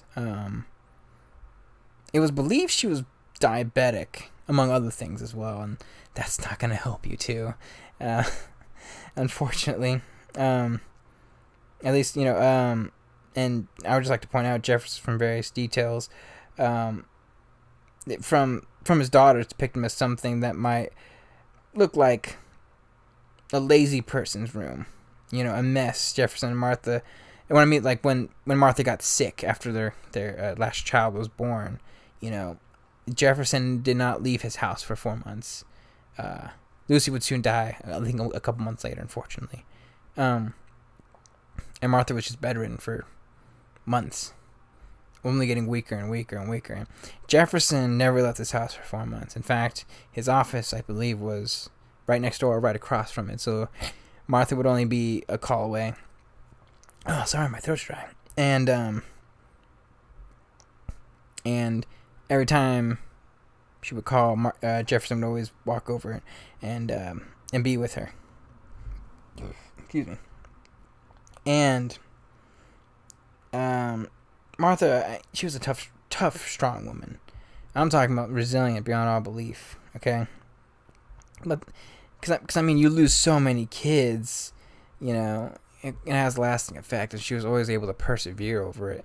At least emotionally. Physically, she just succumbs to it, unfortunately. But emotionally, and she was so positive. Like a genuine bulb of bright light in relative comparison to Jefferson. Okay, and he waits hand and foot for her. He writes a friend. I think his name is Marquise de Chateau. Chateaulux. I can't pronounce his name. Fuck French. Just kidding. Kinda. That he was in a state of dreadful suspense, which had been kept all summer, and the catastrophe which closed it. A single event wiped away all my plans and left me in a blank which I had not the spirits to fill up. That's what he said specifically. Paraphrasing, but phrasing. Even Edmund Randolph, notably the man that would ironically replace Jefferson as Washington Secretary of State, and he saw his friend, wrote that, "I thought him to rank domestic happiness in the first class of the chief good, but I suppose that his grief would be so violent as to justify the circulating reports of his swooning away whenever he sees his children." At least in this context, I believe he means, fainting or passing out, the swooning away every time he sees his kids. Before she died, on her deathbed, she has this novel, The Tristram Shandy, which talks of language, and it's like a little poem book. And I would say one of the ideals of life and Locke. And she writes specifically, copying from the book. She writes, "Time wastes too fast. Wastes too fast. Every letter I trace tells me with what Rapidly life follows my pen. The days and hours of it are flying over our heads like clouds on a windy day, never to return more. Everything presses on. She was sick for 4 months after giving birth to her child. He was never out of speaking distance from her, and for 4 months, he takes care of her. It's September 6th, I believe. She is dying. He's led out of the room by his sister, known as Martha, but for the story, she's Mrs. Carr. Martha dies. And Jefferson is a truly broken man. First off, losing your daughter. Another one. And then your wife dies. Look, it happened to a lot of people back then, And most people, in fairness, probably would never recover in the way Jefferson did. How many people can say that their wife died and then they become president? Not a lot of people, in fairness. Most people will collapse, but Jefferson was almost there, is what I would say. He's a truly broken man, okay? He sits in his library. He's beyond anything that I think most people can tolerate in terms of grief. He probably does things he regret. At one point, it is known that he burns everything, all correspondence, and any of her writings that remind him of Martha. Which is why, at least in terms of a physical description, other than maybe some paintings and whatnot, it's really hard to describe the physical appearance of Martha. One of the few things that survives is that little piece that she had copied from that Shandy novel. He finds it, and in a surprising move, he finishes it. At this point, it's a poem now. He writes, "And every time I kiss thy hand to bid adieu, every absence which follows it are preludes to that eternal separation which we are shortly to make." End quote. It's kind of beautiful in some ways. He would have to wait another 44 years before he would get to join her. He would be buried with her. I bring this up because we tend to forget moments in history books. There aren't moments sometimes that aren't the big, oh my god moments, Because I think when you understand empathy and sympathy for these people, it will change your opinion of them. We know dates, we know times, but we cannot and do not sometimes understand the moments like this and the moments that we do. Martha dies months after the birth of Lucy. And we do not think how long 4 months is sometimes in the context of history. We know what 4 months is to us, but to them, when we look at a history book, it's like it's a snap of the finger, because we go from moment to moment. I don't think the 4 months of Jefferson losing his mind, losing his soul almost when Martha dies.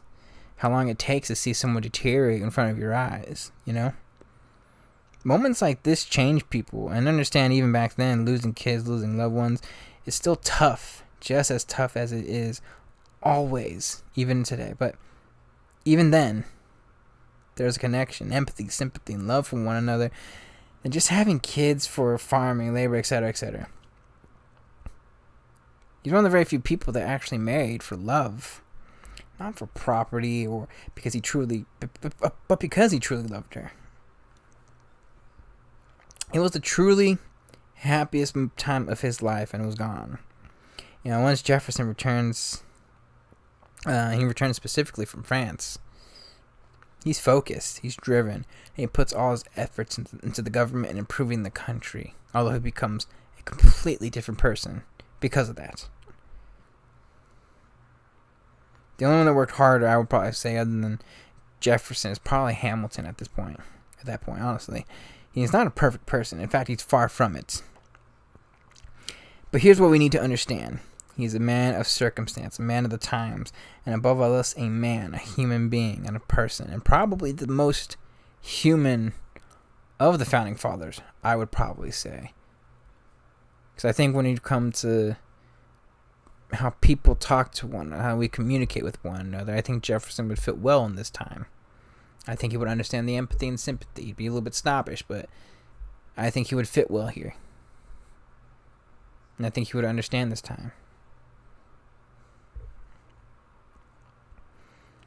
You know,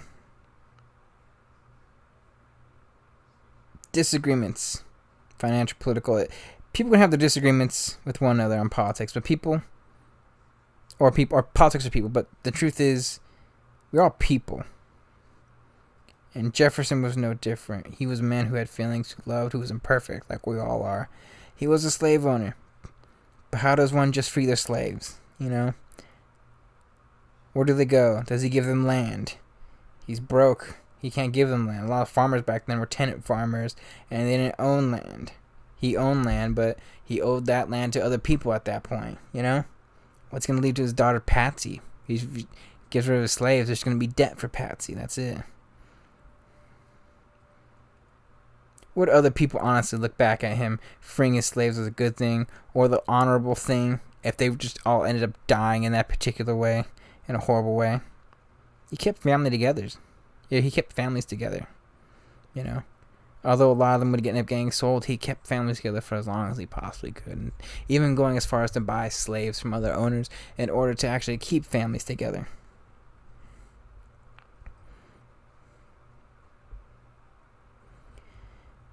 Washington freed his slaves.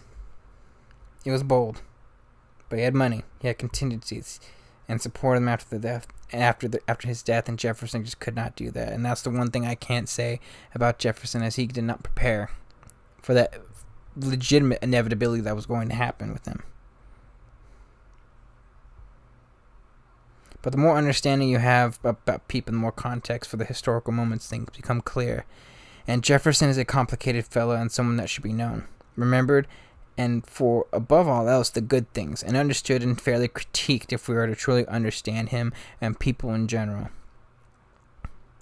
He is and should be remembered for the man that exuded the best qualities of the Founding Fathers and the worst. And that for all his faults, he's still someone that undeniably has influenced the world today. His influence in the world is still felt today. His legacy still lives on today. Many of those people are libertarians. His face is on Mount Rushmore for a reason. No one is perfect. Thomas Jefferson is as gray as it gets when it comes to history. And history is not black and white, it's gray. No biscuits, and thank you very much. Hope you guys listened to episode 4. Have a great day.